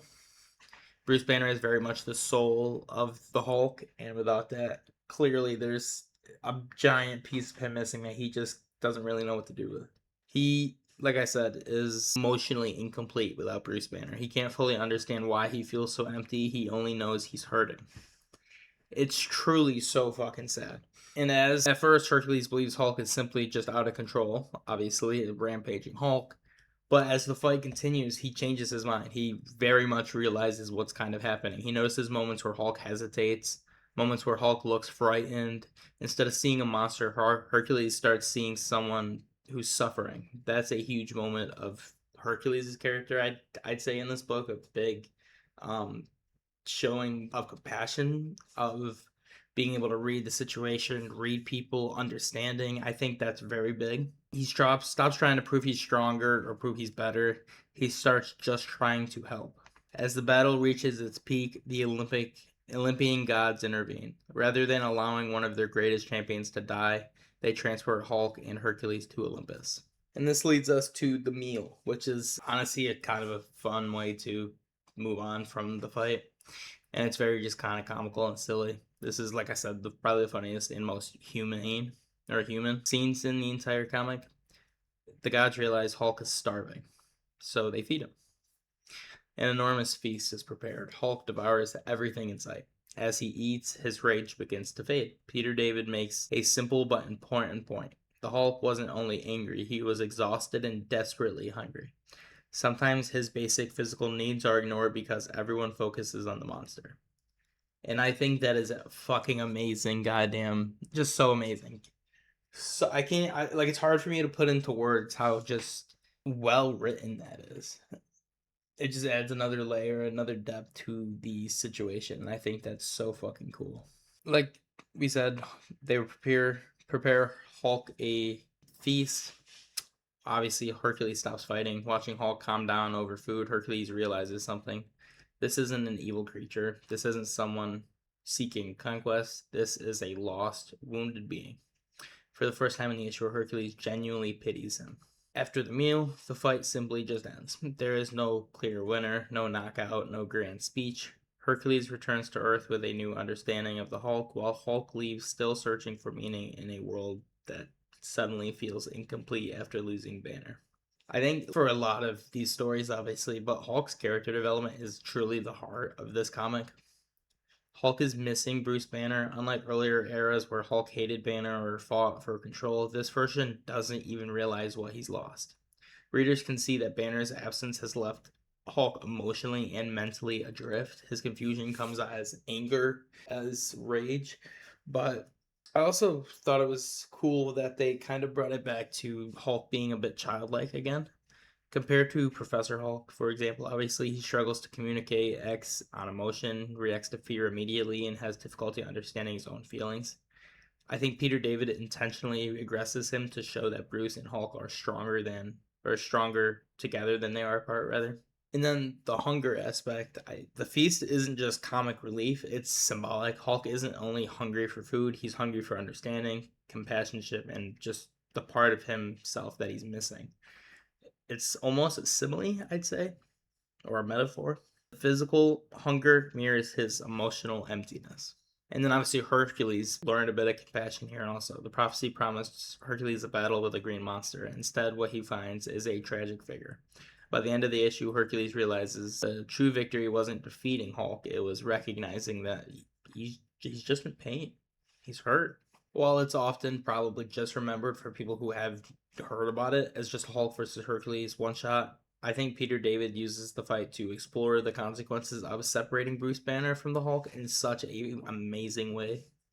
Earlier in David's run, the goal has been integration through the Professor Hulk. Here, readers see the opposite experiment, a Hulk without Banner. The result is freedom, it's emotional instability, loneliness, and confusion. Hercules begins the story expecting to test his strength against a monster and ends it understanding the Hulk's greatest battle isn't against gods or heroes, but against the emptiness left behind when Bruce Banner is gone. It's truly such a powerful story, I think. And this is, again, what I love about comics. I just think it's so amazing that you can take these, like at the end of the day, these are just superheroes. They're just comic book heroes. They're just trying, you know what I mean? They're not like it's just so amazing to me that you can take these characters that you just came up with or someone just came up with thought of and give them so much depth, so much character development. Like Hulk has had so much character growth and development since his early days. Just from me going through what I've done so far, it's just so amazing to me. And obviously, a bunch of characters have that kind of stuff. Like my next bonus episode will probably be doing a similar thing for Iron Man. Like so many characters have developed and grown over time with such depth and such amazing stories being told about it. And I think like another cool thing about it is, like for just for this, for example, there's a lot of really cool Hulk stories that I probably never would have read if I didn't do this episode. Like obviously there's a lot of them that I've read a lot of the original Hulk run, the original Avengers run. I've read the Hulk Future Imperfect. I read this Secret, we didn't do Secret Wars here. I read the early Defenders. I read a lot of this stuff, but a lot of this stuff I just never really would have came across. I did read Web of Spider-Man, but that wasn't for the Hulk. I wouldn't have read the Submariner. I wouldn't have read Hulk versus Venom. Probably never would have came across it. I wouldn't have read this one, obviously. I wouldn't have read the She-Hulk comic probably because I'm not a big She-Hulk person. Like there's so much stuff that I wouldn't have got to if I hadn't actually looked into it. And I think that's another really cool part about it is that there's so many giant stories that everyone knows, everyone loves, and all of that. But then there's these stories that not a lot of people talk about, but they arguably mean so much more to the character. Like this story, the character development for this story and like just growth of the character and showing where the character is now, I think is so important to the mythos of the character going forward. And if you miss this issue, I do feel like you miss a bit of that. I really think that's cool. I've always loved that kind of thing. Like I said before, my favorite thing about comics is when you're reading one, you gotta go get this comic to continue the story. So you go get that comic, and then you got to go get this comic, and then you have like 6 comics from 6 different issues that are ongoing at the time, that are all telling the same interlinking story, and like that stuff's so cool to me. So, but that was a really, really good story. Like I've said, I've gone on for fucking 20 minutes now about how good of a story that is. Like I said, the next one and the last one that we are going to do for today is Savage Hulk. This was in 1996 also, actually. We might do 1998's Rampaging Hulk 2. That's 6 issues. That was really, really good. I had actually read that prior to that. And then in 1998, he also had Hulk. He had another Hulk series. And this one actually probably was the second longest lasting one he's had.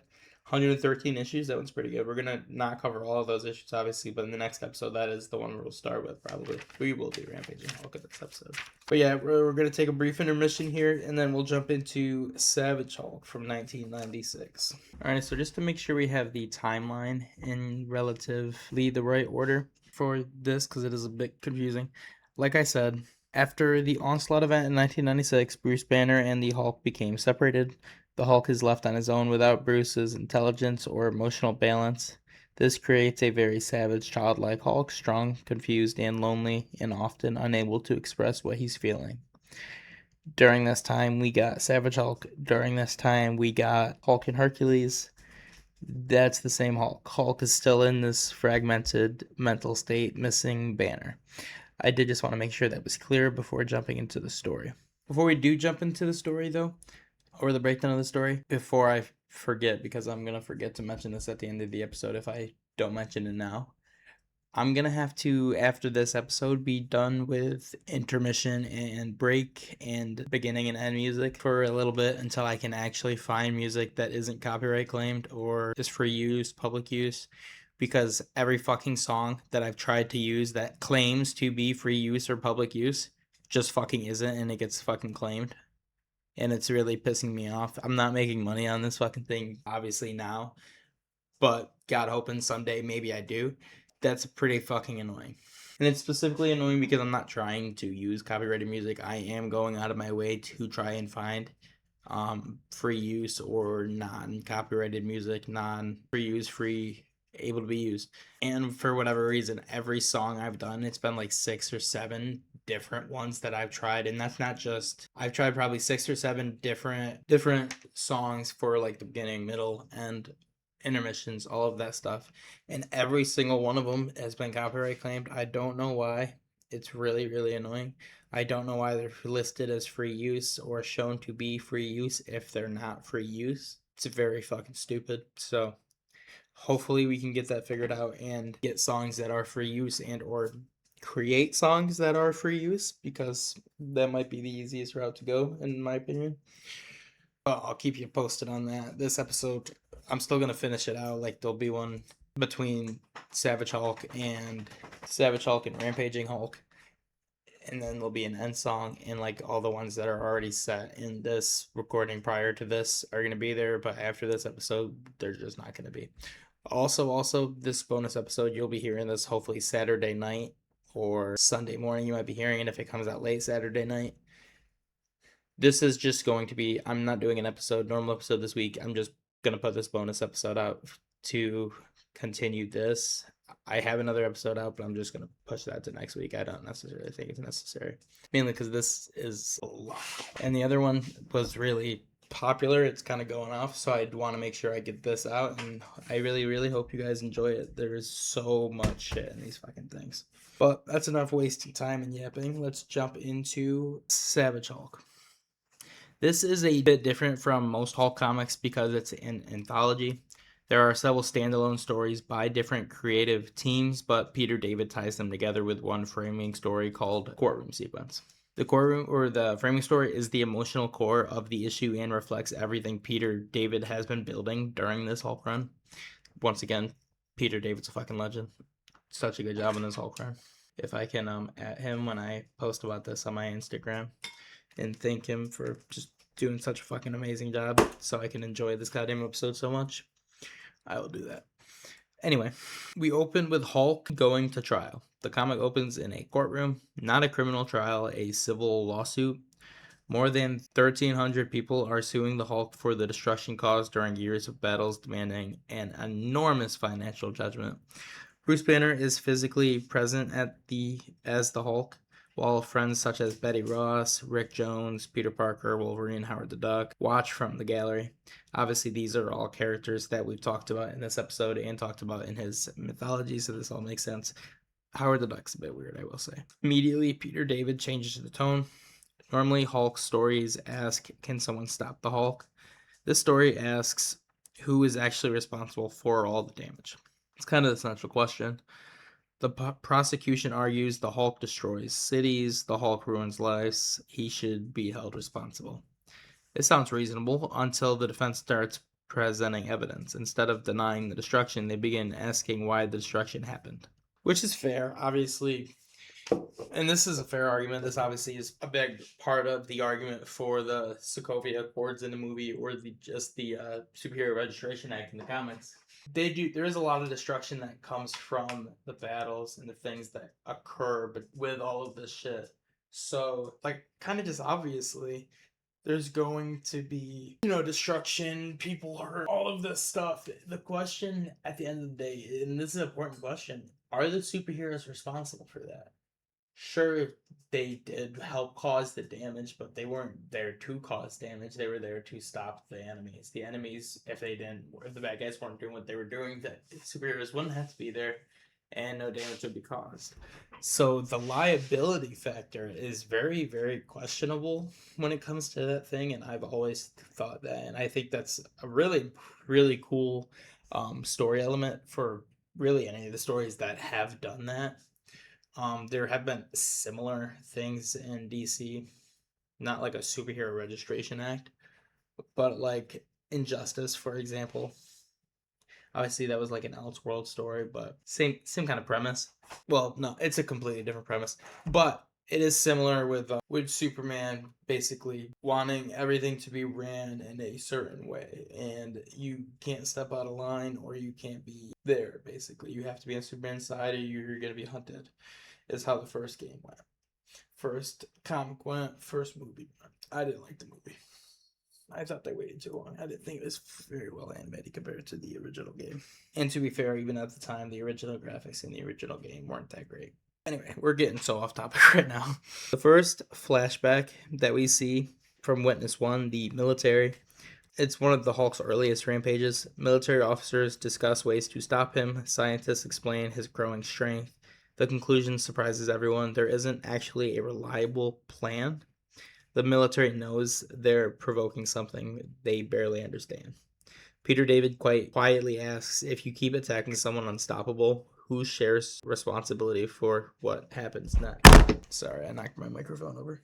Which, again, is a fair thing to think about. The military, a lot of Hulk stories, it's the military going after the Hulk, and then stuff happens, stuff gets destroyed.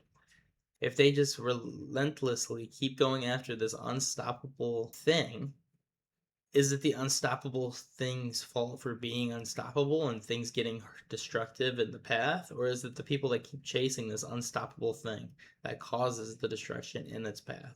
It's a very fair question. Witness 2, Hulk versus Thor.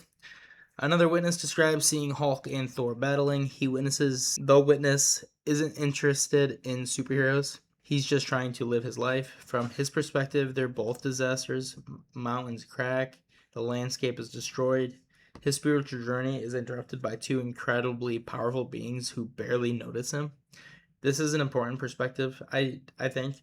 Readers usually cheer these fights, but ordinary civilians obviously wouldn't. Like, you got to think about it as something that's destroying the city that you live in right next to you, and you just have to somehow continue on with your life. Like, that would be hard. Witness 3, grocery store. One of probably the funniest stories in this one, become one of the saddest. A businessman remembers Hulk breaking into a grocery store late at night. He assumes Hulk is attacking. He's terrified. He pulls a gun. But what is Hulk actually doing? He's looking for food. He's hungry. Peter David reminds readers of something people forget. The Hulk often behaves like a frightened child. His first instinct isn't always violence. Sometimes it's simply survival. The frightened civilian escalates the situation because he assumes the worst, which causes the damage. This leads us to the courtroom debate. Between each short story, the lawyers argue. One side says Hulk causes destruction, the other replies, how often did someone attack him first? Neither side is completely wrong, like I said. That is a good point also. Majority of the time it is them attacking the Hulk prior to him attacking anybody else. But he does cause a lot of destruction. A lot of destruction. And that's what makes the story interesting, is that both sides do have a strong case. Like I said about Civil War, I thought, at least in the beginning, that is what made that story interesting, is they both did have a strong case until things escalated. One thing Peter David does intentionally, Bruce hardly defends himself. Why? Because Bruce already believes he's guilty. He doesn't need strangers accusing him. He's spent decades accusing himself. That's kind of classic Bruce Banner. He's always blamed himself, always sees himself as the problem, which in a lot of cases, unfortunately, he is. But I thought that was a very intentional and interesting thing to do, obviously, and it goes so along with the character that's already been established and they've already been using. So I really, really like that. One thing, the judge listens carefully. At first, he expects a bit of an easy case, obviously, but the more testimony he hears, the less certain he becomes. Every witness complicates the issue. Yes, buildings were destroyed, lives were disrupted, but almost every disaster started with the army, another superhero, a supervillain, or frightened civilians escalating the situation. The comic very much refuses to give a simple answer because it's not a simple question. There almost is no point where the Hulk is the aggressor a lot of the times to begin with, and I think that does take away a lot of him being at fault in the problem.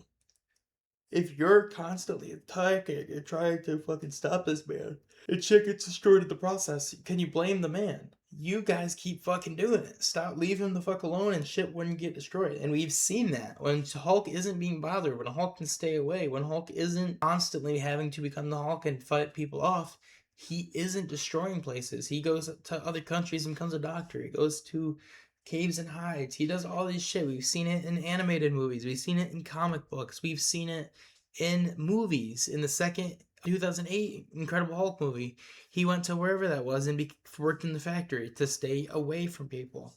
That is what Bruce Banner is. That is what the Hulk does. So in so many cases, none of this would happen if it wasn't for the people trying to attack him first. And I think that's super important. And I think that does take away a lot of his initial being able to be blamed. Hulk's character development, once again, just brilliant in this book. This is where Peter David is just always brilliant. The Hulk is no longer just a monster. Earlier Marvel stories often presented Hulk as the problem. The comic suggests something different. The Hulk is frequently reacting. He's hunted, shot at, manipulated, feared. The violence often begins before Hulk throws the first punch. Almost always begins before Hulk throws the first punch. Even if someone else starts the fight, Bruce still blames himself. Bruce always accepts the responsibility anyway. That's the one of his defining traits. He knows innocent people suffer whenever Hulk appears. That guilt never leaves him. He never gets over it. He'll never just be fine with it. Across all of the testimony, the Hulk wants one thing. A pattern emerges. The Hulk usually wants one of three things: to be left alone, to protect someone, or to satisfy a basic need like hunger. Very rarely does the Hulk begin a conflict simply because he enjoys destruction, nor does he begin a conflict just because he wants to fight. That is not who the Hulk is. Peter David did such a good job with this message. The courtroom isn't really judging Hulk. It's judging how the Marvel Universe has treated Hulk. Peter David asked readers, did the army make things worse? Did superheroes misunderstand him? Could some disasters have been avoided? 1,000% they could have. Those questions don't erase Hulk's responsibility in any way, in my opinion. He still is partially responsible. They simply make it more complicated. It's not his fault. It's everyone's fault. By the conclusion, the courtroom has heard stories from many different viewpoints, but there isn't a neat declaration that the Hulk is completely innocent or completely guilty. Instead, Peter David leaves readers with the idea that the Hulk is both a source of terrible destruction and a victim of fear, misunderstanding, and constant persecution. That's why the framing story is remembered more than the individual short tale it turns a courtroom into, a debate about the entire history of the Hulk. And it kind of, I don't know, I think it did such a good job showing just what the character actually is. He is a damaged person who just wants to get by, that everyone wants to stop from getting by. He's every day persecuted against simply because of the way he looks and the fear that is caused by him, or the fear that people have when they see him. And again, Marvel Comics have always done this kind of thing. Obviously, X-Men were a giant thing with just racism and segregation at the time, or a giant statement on racism and segregation at the time. But I think Hulk was very much a similar thing. Obviously, the original Hulk concept came from Cold War fears, Cold War fears of like nuclear bombs, nuclear warfare, all of that kind of shit. But he very, very, very much developed into a character that is just constantly persecuted against simply because of the way he looks and the fear that people draw from him. And I just think it's such an important thing to keep in mind. And I think it's amazing that they can constantly keep that in his story running. If you've been following the Hulk stories in order, which we kind of have been here, this one shot works almost like Peter David's closing argument for everything he's written, everything he wrote. In Future Imperfect, Bruce feared becoming a tyrant. In Cutting Edge, he confronted the monsters in his own mind. In Hercules Unleashed, readers saw the pain of Hulk separated from Bruce Banner. In Savage Hulk, Peter David asked readers to judge the Hulk's entire life and suggest the answer is far more complex than hero or monster. It's thoughtful companion piece. It is a thoughtful companion piece. Sorry, I keep fucking sometimes I write shit down and then I don't actually think about how I gotta say it until I'm actually reading it, and then I'll say it and be like, well, I said that like a fucking robot. So my apologies. I'm not very good at it.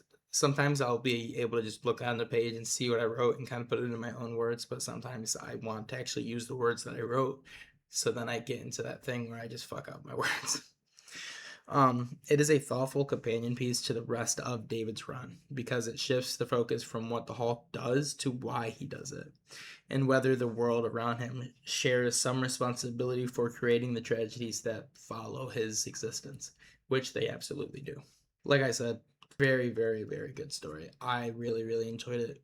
Cannot glaze Peter David enough for just how amazing these stories were and how amazing these stories ran together, and just how much growth and development, in my opinion, that he brought to the Hulk mythos. I think he's probably the best Incredible Hulk writer, in my very humble opinion. I really, really enjoyed that.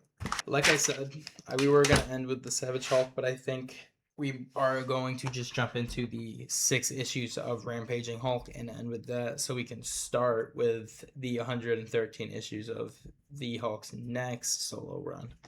Like I said, not going to do 113 episodes or issues, but I do want to cover a lot of them, so we will do that. But we'll take a brief intermission here and jump right into Rampaging Hulk, all 6 issues in order from 1998, 2 years after the rest of it, basically.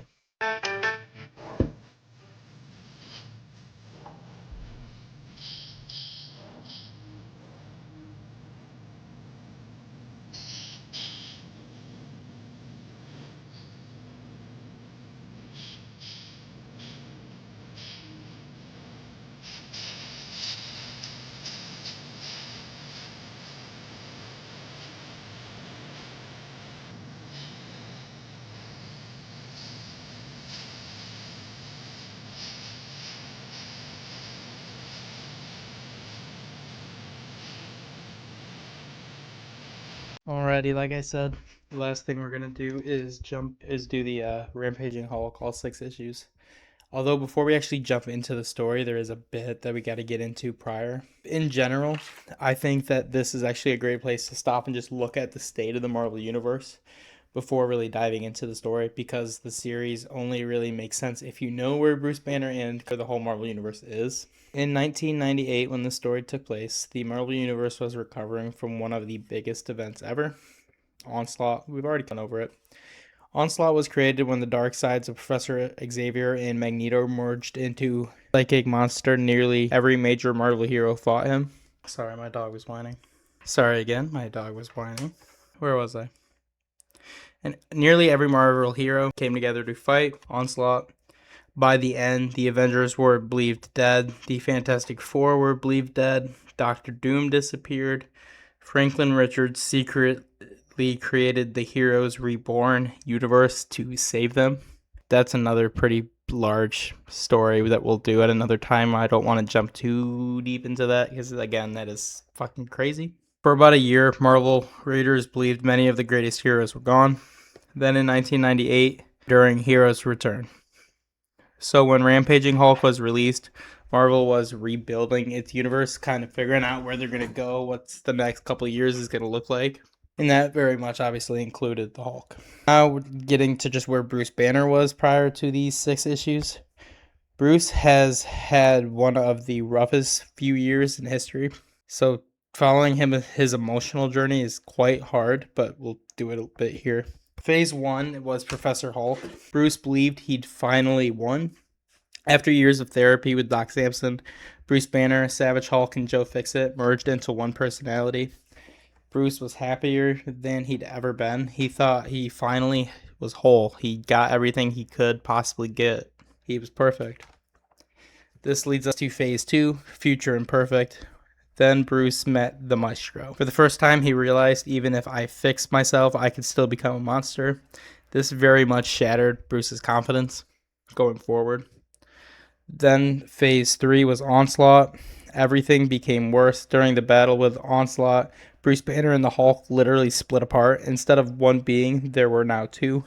Bruce lost part of himself that gave him strength, and a Hulk lost the part of himself that gave him reason, which obviously is a big fucking deal. Phase 4, Bannerless Hulk. This is Hulk that we've been discussing. He's lonely, confused, emotional, almost childlike. He doesn't understand why he feels empty. Readers understand Bruce Banner is missing. Bruce's mental state. Bruce himself isn't doing well either. Without the Hulk, he feels powerless. Ironically, both halves are incomplete. Peter David spent years arguing something very important. Bruce and the Hulk aren't enemies. They're 2 damaged halves of one person. Separating them doesn't fix either one. It breaks both of them. Once again, I'm going to give Peter David such amazing props. He is, in my opinion, the best Hulk writer that we've gotten. And he's told throughout his entire run such an amazing story. Meanwhile, the rest of the Marvel Universe, Spider-Man is entering the controversial Clone Saga aftermath. The X-Men are rebuilding after Onslaught. The Avengers are just beginning to return. The Fantastic Four are also returning. Marvel Comics itself was recovering from bankruptcy and trying to attract readers with fresh relaunches while still honoring decades of continuity, which, again, isn't really an easy thing to do. Unlike the ongoing Hulk title, Rampaging Hulk is set in the past. Specifically, it revisits the earliest days of Bruce Banner becoming the Hulk. Peter David loved doing this. Instead of changing continuity, he filled in missing gaps. He looked at the frightened, confused Hulk from the 1960s and asked, what was Bruce actually thinking? How terrifying was this period? How did ordinary people react? It's all important questions that I think makes the original stories even more interesting. This Hulk is the original Savage Hulk, not Professor Hulk, not Joe Fixit, not Bannerless Hulk. This is the Hulk only weeks after the Gamma Bomb explosion. He's enormous. His vocabulary is limited. He's frightened. He doesn't understand what's happening. Bruce doesn't really either. Ross is hunting him. The army considers him a national threat. Nobody understands gamma radiation yet, so no one really knows what's happening. By 1998, Peter David had written Hulk for over a decade, so he knew every era of the character. Instead of creating another new personality, he returned to the beginning. His goal was to show readers that this monster wasn't born evil. He was born terrified. But now that we have the story set and understand where we are in the time period in Marvel, and then also just in where these stories are taking place, let's jump into the actual stories of... What was I saying? Let's just jump in. I don't know what I'm talking about. Jumping in, like I said, it's a 6-issue miniseries. Although it was published in 1998, takes place in 1962. The opening pages, the comic begins with a military briefing. General Thunderbolt Ross stands before a room full of military officials explaining why Bruce Banner and the Hulk remain America's greatest threat. He goes through familiar history. Bruce Banner created the Gamma Bomb. Rick Jones wandered into the test site. Banner pushed Rick into safety. Banner absorbed the gamma radiation. Bruce became the Hulk. Rather than simply being exposition for readers, the author uses it to remind us how obsessed Ross has become. Ross doesn't see Bruce as a victim anymore, only as a monster that must be captured. Standing beside Ross is Major Glenn Talbot, who supports Ross's mission but is noticeably less consumed by hatred. The briefing ends when Ross receives new intelligence. Bruce Banner has resurfaced. Bruce has taken a fake identity and is quietly working as a janitor in Brand Corporation in Chicago. Sorry, I'm tired and I'm having trouble reading my own handwriting. This immediately shows how long Bruce has fallen. He's one of the greatest scientific minds in the Marvel Universe, but instead of running laboratories, he's pushing mobs because it's the only anonymous job that he can safely hold. Bruce secretly chose Brand Corporation for one reason. The company possesses a powerful gamma accelerator. Bruce believes that the machine might finally remove the radiation from his body. He spends every spare moment studying it. His dream isn't wealth or fame. He simply wants to just stop becoming the Hulk. As Bruce walks through the laboratory, Greensburg spends several pages inside Bruce's thoughts. Bruce remembers Betty, Rick Jones, General Ross, every life destroyed because of the Hulk. His anxiety rises. Readers know exactly what happens when Bruce loses emotional control. Obviously, his pulse increases, sweat forms. He deliberately calms himself so he doesn't become the Hulk, but this is one recurring theme of this series. Bruce isn't afraid of dying. He's afraid of getting angry. Even ordinary emotions have become dangerous because it leads to him becoming the Hulk. And obviously that's going to blow his cover and get him caught and chased by the military again and put him in a bad spot. So this is obviously not what he wants, not what the goal is. Meanwhile, briefly, we shift to Betty Ross. Betty and Glenn Talbot are still married during this period. Talbot says goodbye before leaving for another Hulk mission. The relationship already feels very strained. Betty worries every time Talbot goes after the Hulk. Talbot genuinely loves Betty, but Ross, however, cares much more about capturing the Hulk than about his daughter's happiness. So he's just going to keep sending him on missions no matter how worried his daughter is. Obviously, the way he's looking at it, as it's very much a threat to national security, all that kind of stuff. And it is the best thing to do is get the Hulk captured. But let's be realistic. It's pretty fucked up to consistently go after and send your wife or your daughter's husband, whatever he is, after the most dangerous thing in the entire world. Kind of stupid. The scene reminds readers, though, that everyone around Bruce has had their lives damaged by the events that took place. Ross wastes no time after finding out about the whereabouts of Bruce Banner. Military helicopters, jeeps, troops, heavy weapons, just about everything you could possibly think of. This scene very much reminded me of the college scene in the 2008 Hulk, the one with the Abomination in it. Just how much shit was being destroyed. I really like that. He immediately mobilizes the operation towards Chicago. Ross, that is. He. Too many pronouns, pale. To Ross, Bruce being employed means only one thing. He's planning something. Ross never considers that Bruce might honestly be trying to cure himself. He's just thinking he might be a threat, obviously. Or he is a threat, rather. Not might be. Late that night, Bruce sneaks into the laboratory. The building is quiet. Bruce activates the gamma accelerator himself. He knows the process is very dangerous, but after years of suffering, he's willing to risk death if it means ending the Hulk forever. He positions himself inside the machine. The accelerator powers up. The gamma energy floods through his body. For one hopeful moment, nothing happens. Bruce thinks it may actually be working, then everything goes wrong. Instead of curing Bruce, the Hulk emerges. The enormous gamma surge triggers another transformation. Bruce explodes into the Hulk. The machine malfunctions, or begins to malfunction. Electrical arcs fly everywhere. The laboratory starts coming apart. Scientists flee, security alarms sound. The Hulk barely understands where he is. He's confused and frightened before quickly becoming enraged. The military arrives almost immediately. This is probably the biggest action sequence in the issue. Ross orders every available weapon fired: machine guns, rocket launchers, armored vehicles, helicopters. The Hulk responds exactly as Ross expects. He tears through tanks, he flips military vehicles, he destroys walls with single punches. Bullets simply make him just angry. They do absolutely no damage. Greensburg deliberately writes this like a classic Silver Age Hulk battle. The army never truly threatens the Hulk physically. Instead, their attacks keep escalating his rage. Despite overwhelming firepower, Ross can't stop him. The Hulk leaps away across the countryside. Ross is furious. Another opportunity had slipped away. Talbot privately wonders whether chasing Bruce forever is accomplishing anything at all. Ross refuses to hear such doubts, though. After escaping, Hulk wanders alone. He encounters a teenage bully terrorizing a small student. This scene is surprisingly important. The Hulk watches the bully mock the weaker boy, call him a freak, pushes him around because he knows nobody will defend him. The Hulk finally intervenes. He asks the bully why he's hurting someone weaker. The bully answers because the kid's an outcast, a freak. Those words hit Hulk very emotionally. He realizes humans think exactly the same way about him. To society, he is the freak. Instead of smashing the bully like you might think he might do, Hulk scares him badly enough that he runs away.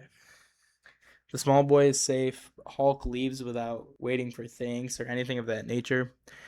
Honestly, it's one of the first hints in the miniseries that Hulk's anger isn't random. He instinctively protects victims because deep down he knows what it feels like to be rejected. I think it's important to remember that in this story specifically, every major decision Bruce makes comes from hope rather than heroism. He simply wants to live a normal life. Ross's obsession. Ross isn't acting rationally anymore at all. Every clue convinces him Bruce is plotting disaster. His hatred prevents him from seeing Bruce as anything like a human being in any way. He very much just sees him as the Hulk, as a monster. I think the bullying scene is very just the emotional heart of the issue, which is surprising because of how short it is. The Hulk identifies more with the victim than the bully because he has spent his existence being feared and hated, being segregated against, being pushed aside for just the way he looks, the way he is. The issue title being Monster, the Monster, or the Man is very poetic. Asks whether Bruce and the Hulk are separate beings or simple two sides of the same person. Bruce risks his entire life to cure the Hulk. The Hulk, meanwhile, protects an innocent child from abuse. Neither side is purely evil or purely good, or even close to portrayed in that way for either one of them. This issue does a very good job also just fitting into the early Hulk timeline after the Incredible Hulk issue 6, where Bruce is already a fugitive during the period when Ross consistently pursues Hulk with military forces, before Hulk becomes a founding member of the Avengers, before Talbot's later rivalry with Bruce intensifies, before many of Hulk's major villains such as the Leader, the Abomination, Wolverine appear. I think overall issue 1 is less about introducing a new villain and more about re-establishing the classic Hulk formula. Bruce desperately searches for the cure, Ross relentlessly hunts him, and the military can't stop the Hulk. It's very much the same story that's been told for years, but it's very much a classic at this point. And they do a really good job at just about every single time they do tell it, with telling it differently and keeping it fresh. Well, that is the first issue of Rampaging Hulk. We are going to jump into issue 2 now.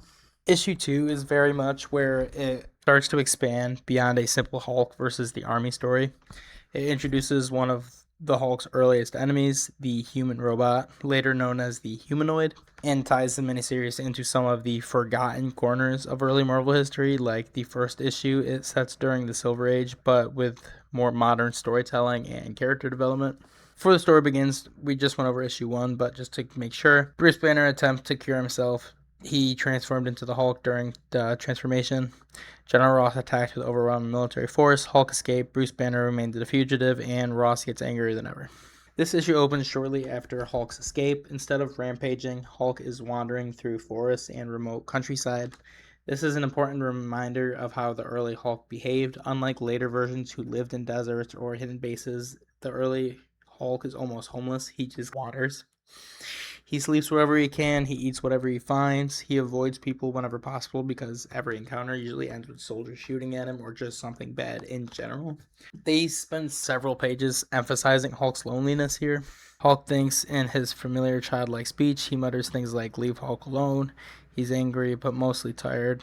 Bruce Banner returns. Night falls, as often happened in the early comics. He transformed back into Bruce.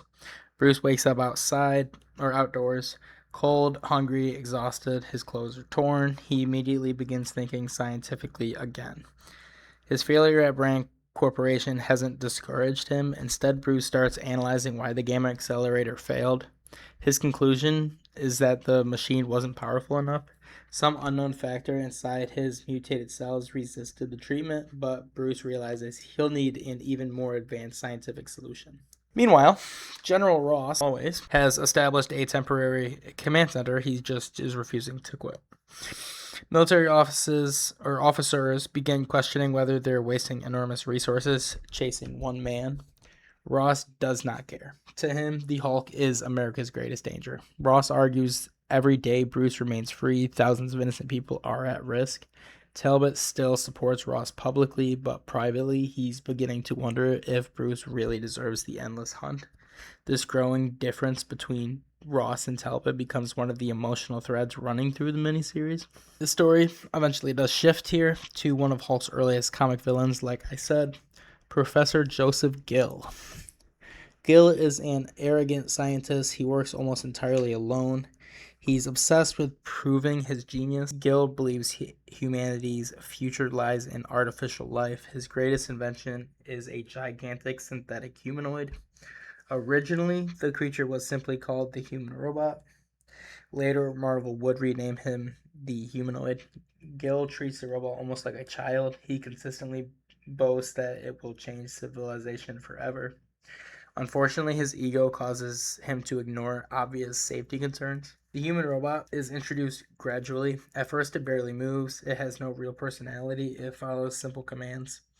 Its body is huge, green, muscular, almost resembling a primitive Hulk. Readers familiar with Hulk history immediately notice the visual similarities. Gill explains that the robot can absorb certain forms of radiation. He believes that this ability makes it nearly unstoppable. He doesn't yet realize just how dangerous gamma radiation can be. Bruce hears about Gill's research. He realizes that the human robot's unique energy absorption might help explain gamma mutation. Bruce secretly sneaks into Gill's laboratory. Not to steal, not to sabotage, only to study the robot. At the end of the day, he is still a scientist, and obviously that is what his main objective is and what he needs to do. Bruce hopes another scientist may unknowingly possess the missing piece needed to cure himself. This is another reminder that Bruce never stops being a scientist. Even while on the run, he always is researching. Military closes and Ross receives another intelligence report. Banner has been spotted again. Ross immediately deploys troops. No hesitation, no negotiation. Helicopters, jeeps, infantry. The army surrounds Gill's research facility. Gill is absolutely furious. He hates government interference. Ross doesn't care. It is Bruce that is inside. The building becomes a military target. Bruce attempts to escape before soldiers arrive, but stress, fear, and rising adrenaline trigger another transformation. The Hulk bursts free, walls explode, equipment shatters, and laboratories collapse. The soldiers immediately open fire once again, and the army accidentally makes everything worse once again. This is very much the centerpiece of the issue. Gill orders his human robot to stop the Hulk. The robot obeys. At first, the Hulk is excited. Finally, some big enough to fight. The two giants charge at each other. Punches crack concrete. Laboratory walls collapse. Steel beams twist. The human robot proves surprisingly strong. Unlike tanks, it actually survives Hulk's punches. Gill becomes overconfident. He believes the invention is superior. Then something unexpected happens. During the battle, the human robot absorbs gamma radiation. gamma energy leaking from the Hulk. Gil hadn't planned for this. The robot begins changing. The strength increased dramatically. Its movements become more independent. Instead of following simple commands, it starts making its own decisions. The more radiation it absorbs, the less control Gil has. Gil loses complete control. Gil desperately shouts commands. The robot ignores him. For the first time, Gil realizes he hasn't created a machine. He accidentally created a living being. His scientific pride immediately turns into fear. But the battle does finally reach a climax. The Hulk realizes that brute force alone isn't enough. He notices damaged electrical equipment nearby. Using the environment, he overloads the human robot with energy. The robot short circuits, its systems fail, and it collapses. Gil is devastated. Years of work appear ruined, but the military rushes into the destroyed lab anyway. Once again, the Hulk escapes before Ross can capture him. Ross blames everyone except himself. Gil blames the army blames Hulk. Bruce disappears into the wilderness once again. The issue ends quietly. Bruce transforms back again after reaching safety. He's physically exhausted. Emotionally, he's beginning to wonder whether a cure is even possible. Every scientific lead ends in disaster. Every attempt creates more destruction. Meanwhile, the human robot isn't completely destroyed. The final pages hint that the absorbed gamma energy has permanently changed it. This sets up future appearances of the humanoid in Hulk comics and possibly other comics. Bruce very much, at least in the beginning, stays hopeful despite repeated failure. He continues risking everything in pursuit of a cure, but he just doesn't really know if it's possible. Like I said, I think this issue did a really good job also with just filling in a lot of the blanks in the early stuff of the story. We are going to jump into issue 3 now, but I changed my mind and I am going to just do the first 3 issues to show you guys what's up with it, and then do the next 3 issues in the next part. So you're going to have to keep an update on that, because I'm only doing that because I'm realizing now that I am cutting some stuff out that I was planning on doing, and that is going to shorten it quite a bit. So I want to make sure that the next episode still is relatively decent, that I can fit what I need to fit. For example, the Ultimates I'm going to touch on, but not really. Same with Ultimates number 2. Not really going to touch on Marvel Zombies, other than, honestly, I'm just not going to touch it. There's a good amount of stuff that I'm just not really going to touch on that I did originally think I was going to touch on. But we're going to do one more issue, then that will be it for issue or bonus episode 2 of the, I guess omnibus would be the best word to describe it, of the Hulk. So let's jump right into number 2.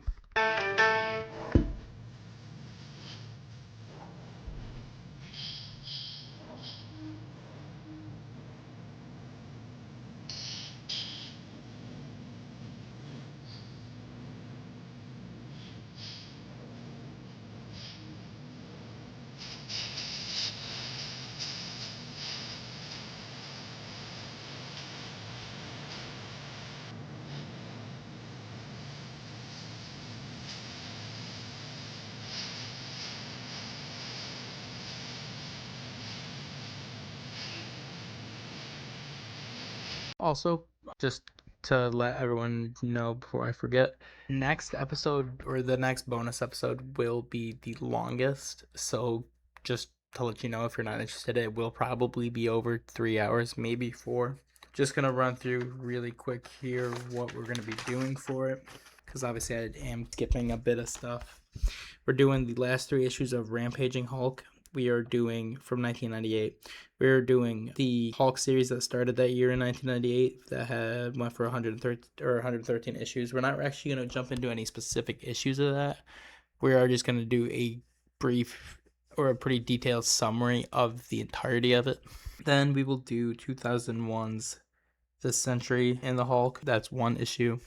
2001's Hulk Smash, 2002's Hulk The End, that's 1 issue, 2003 to 2004 Hulk Nightmerica, 6 issues, 2003 to 2004 Hulk Gray, 6 issues, 2003 Hulk and Wolverine, 4 issues, Marvel Age Hulk, 4 issues, Captain Universe Hulk, 5 issues, Hulk Destruction, 4 issues, Mythos Hulk, Ultimate Wolverine versus the Hulk. We're not actually going to do that, actually. I completely forgot that was in here, to be honest. World War Hulk we're going to do. World War Hulk X-Men we're going to do. Marvel Adventures Hulk, Scar, Son of Hulk, we might not do. If Bruce doesn't actually appear in that, I haven't actually read that one yet.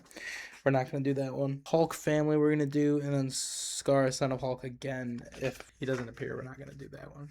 And then we got 2010's Incredible Hulk, and then the continuation of that series in 2011 after the last series ended. After 36 issues, they started another one that did 16 issues. And then in 2012, when that one ended, we got Hulk Smash Avengers. That was for 5 issues. And then 2014, we have Hulk, which is just 16 issues. 2015 to 2017, we have Totally Awesome Hulk. Although I think that one's Bruce Banner. I think that is Amadeus. So we probably won't be doing that one either if it is Amadeus Cho. Planet Hulk, we will do. Immortal Hulk, I'm pretty sure is also Amadeus Cho. So if that is Amadeus Cho, we're not going to do that. Anything that's a Bruce Banner, we're really not going to touch on too much. But yeah, that's enough. And let's into issue number 3 of Rampaging Hulk. And that will be the end of this episode. I did also just want to let everyone know. Never mind, we'll jump that at the end of the episode. All right, the issue opens with Bruce walking along a lonely highway after changing back from the Hulk. His clothes are ragged. He hasn't slept properly for days. He hasn't eaten much. He keeps his head down because every passing car could contain someone who recognizes him. Greenberg reminds us very early that Bruce's greatest enemy isn't always the Hulk. It's the constant fear of being discovered for being the Hulk. Bruce reflects that he can't stay really anywhere for long. Every time he begins to build even temporary life, the Hulk destroys it. Bruce eventually reaches a quiet rural town. He hopes to rest, get something to eat, and continue moving before anyone notices him. Instead of immediately throwing him into danger, the comic kind of slows down. Bruce observes ordinary people living ordinary lives, children riding bicycles, family shopping, couples talking. These simple moments are painful for him because they represent the normal life he'll probably never really have again. As Bruce walks through town, he hears someone shouting. A frightened young boy is being threatened by a dangerous man. The situation escalates quickly. Bruce knows exactly what will happen if he intervenes and loses control. For a moment, he kind of has a very important scene because it shows Bruce isn't afraid of getting hurt. He's afraid of becoming the Hulk. Still, he can't ignore someone in danger. Bruce confronts the attacker. He tries talking first. He's calm, reasonable. He doesn't want to fight, but the criminal responds with violence. Bruce is hit several times. His heart rate climbs. His breathing becomes heavier. Readers know what's coming before Bruce even transforms. Bruce desperately fights to stay calm. He repeats to himself that he must not lose control. It's no use, though. Pain, fear, and anger, the familiar gamma transformation begins. His muscles swell, his clothes tear, Bruce becomes the Hulk. The criminal suddenly realizes that he's facing something far beyond anything he can handle. This is one of the issue's key moments. Instead of attacking wildly, the Hulk focuses entirely on protecting the boy. He places himself between the child and the criminal. The criminal panics and tries to flee. The Hulk doesn't chase him out of revenge. He simply makes sure the boy is safe. It's another reminder that even early Savage Hulk was a protector. He was a protector of the innocent. Unfortunately, the townspeople don't see the whole situation. They only see a gigantic green monster, destroyed property, terrified civilians. People scream. Police were called. Within minutes, the military were alerted. Bruce has once again become the hunted despite saving someone's life. This is very much one of the recurring tragedies of the Hulk's mythos. His good deeds are often overshadowed by the fear of his appearance or his presence. General Ross receives the report immediately, assumes the worst. He doesn't believe there could be any misunderstanding. In his mind, the Hulk attacked another town. Ross deploys troops without waiting for witness statements or investigating what actually happened. Talbot again expresses caution, suggesting they determine what really occurred. Ross refuses. To Ross, every Hulk sighting is a military emergency. As soldiers surround the town, the Hulk tries to leave. He isn't looking for a fight, but the army opens fire anyway. Machine guns, tanks, and rockets are brought in. The Hulk responds instinctively. He smashes military vehicles, blocking his path. He leaps over buildings to avoid civilians. Greensburg is very careful to show the Hulk tries to minimize harm to innocent people even while defending himself. One of the emotional scenes comes after the fighting. The young boy tells adults that the Hulk saved him. The people are stunned. Some refuse to believe it. Others begin questioning whether the Hulk is truly the monster the newspaper described. It's a small moment, but kind of fun. The Hulk rarely receives gratitude. Here, at least one person understands what really happened and is willing to basically thank him. After losing the military, the Hulk changes back into Bruce Banner once again in a remote area. Bruce remembers the child thanking him. For one of the first times in the miniseries, he feels that perhaps becoming the Hulk isn't entirely meaningless. Even the world fears him. He was able to save someone's life. It's a bittersweet realization, really. The issue ends with Ross reviewing reports from the incident. Witnesses insist that the Hulk rescued the boy. Ross dismisses the testimony. He insists they're confused or manipulated. His hatred has reached the point where he refuses to accept evidence that contradicts his beliefs. Talbot, however, is clearly affected. For the first time, he seriously wonders if Ross's crusade has gone too far. Like the rest of the miniseries, issue 3 was designed to feel like a lost Silver Age Hulk story while adding emotional depth that always possible in the early 1960s comics. Rather than introducing a supervillain, Glenn chose to focus on Bruce Banner's isolation and the recurring irony of the Hulk often behaves heroically, but it still is treated like a monster. This very much emphasizes that the Hulk is a misunderstood protector. He became a defining element, which became a defining element of many Hulk stories later, obviously. But I really enjoyed those two. I like when they go back and just kind of blanks or stuff that, what kind of to the original stories if you go back and read those two, because introduce like interluding or just more details about the actual character, which is cool. But that is going to do it for obviously the first 3 issues of Rampaging Hulk, but also for the second bonus episode of the Hulk Deep Dive. Once again, I am very, very happy with it. I put a lot of effort into this episode, and I really, really hope you guys enjoy it. It's going to be a bit shorter than the last one, probably still too long to go on Spotify for the converter that I'm currently using. So look for it on YouTube. I will be posting about it on Facebook and Instagram and all that shit too to make sure you guys see it. But go listen to it, go like it, subscribe, whatever you want to do. Tell your friends about it, tell your enemies, tell your sister, tell your brother, tell everybody in the world. I don't care. That's how we get new listeners. That's how we spread the channel. And I absolutely appreciate every single human being that has ever clicked on a episode. You guys all mean the absolute world to me, and I could not thank you guys enough. On Spotify, we've been doing pretty good. Obviously not as good as YouTube, just because we can post the bonus episodes on YouTube. So I really, really appreciate you guys gravitating over to that platform, because obviously we did start that a bit late and it is missing a bit of episodes. Like I mentioned earlier, there is going to be a stop in music for a little bit just to make sure I'm battling those copyright claims on all of the music that we've put into the episodes so far, and if we can get it to where they'll let us still use it, then we'll be fine. But as of right now, we just got to take a break from the music because of that, which is unfortunate, at least to me. I really enjoy putting it in there and hearing it when I play it back. I think it sounds really cool, and I like the sound of it. I think it's very comic-y, which is nerdy, but I think it's really cool. And then one more thing I wanted to mention also, I know I just said that we're moving to Saturdays, and obviously this episode will be coming out Saturday night, Sunday morning. But days off have moved to Sunday from Saturday after just moving to Saturday. So we are going to be moving to just uploading on Sundays instead of Fridays or Saturdays or any other day. So keep an eye out for next Sunday for an episode. I said earlier in this episode that I'm not going to post another one other than this bonus episode, mainly because there's no point. What I mean by that is just that this episode is going to be so long and so much content that I want you guys to have time to listen to this and not like rush the next one or want to, skip this one and go to the next one because it's shorter.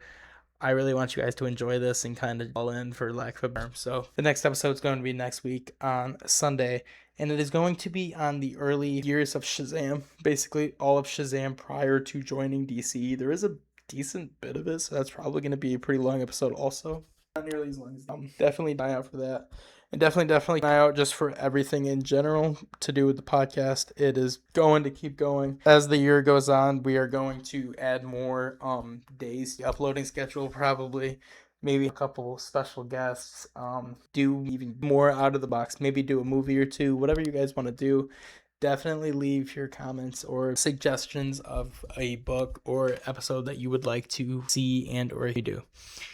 But that's going to be enough yapping and enough. Oh, sorry. I did forget my segment that I wanted to do. I got it from the Weekly Planet podcast. What are we reading? I hope they didn't trademark that. Currently, I have a couple books that I've started. It genuinely depends on my mood, which book I'm actually reading that day. But at the moment, the books I have out on either my desk or my nightstand is part 1 of DC's Brightest Day comic. I have Batman and Spawn. Those are comic books. I have Mindhunter. I have The First Man of Rome. And I have Private Affairs. All 3 of those are actual books. The First Man of Rome and Mindhunter, some parts of it get really slow, so I kind of have to stop for a little bit just so I don't get tired of the book. But Affairs is really, really good. I'm really enjoying that right now. I suggest all of these books to all you people out there. But that will be enough yapping. Thank you to everybody, and me and Crypto are signing off. Dr. Panel out.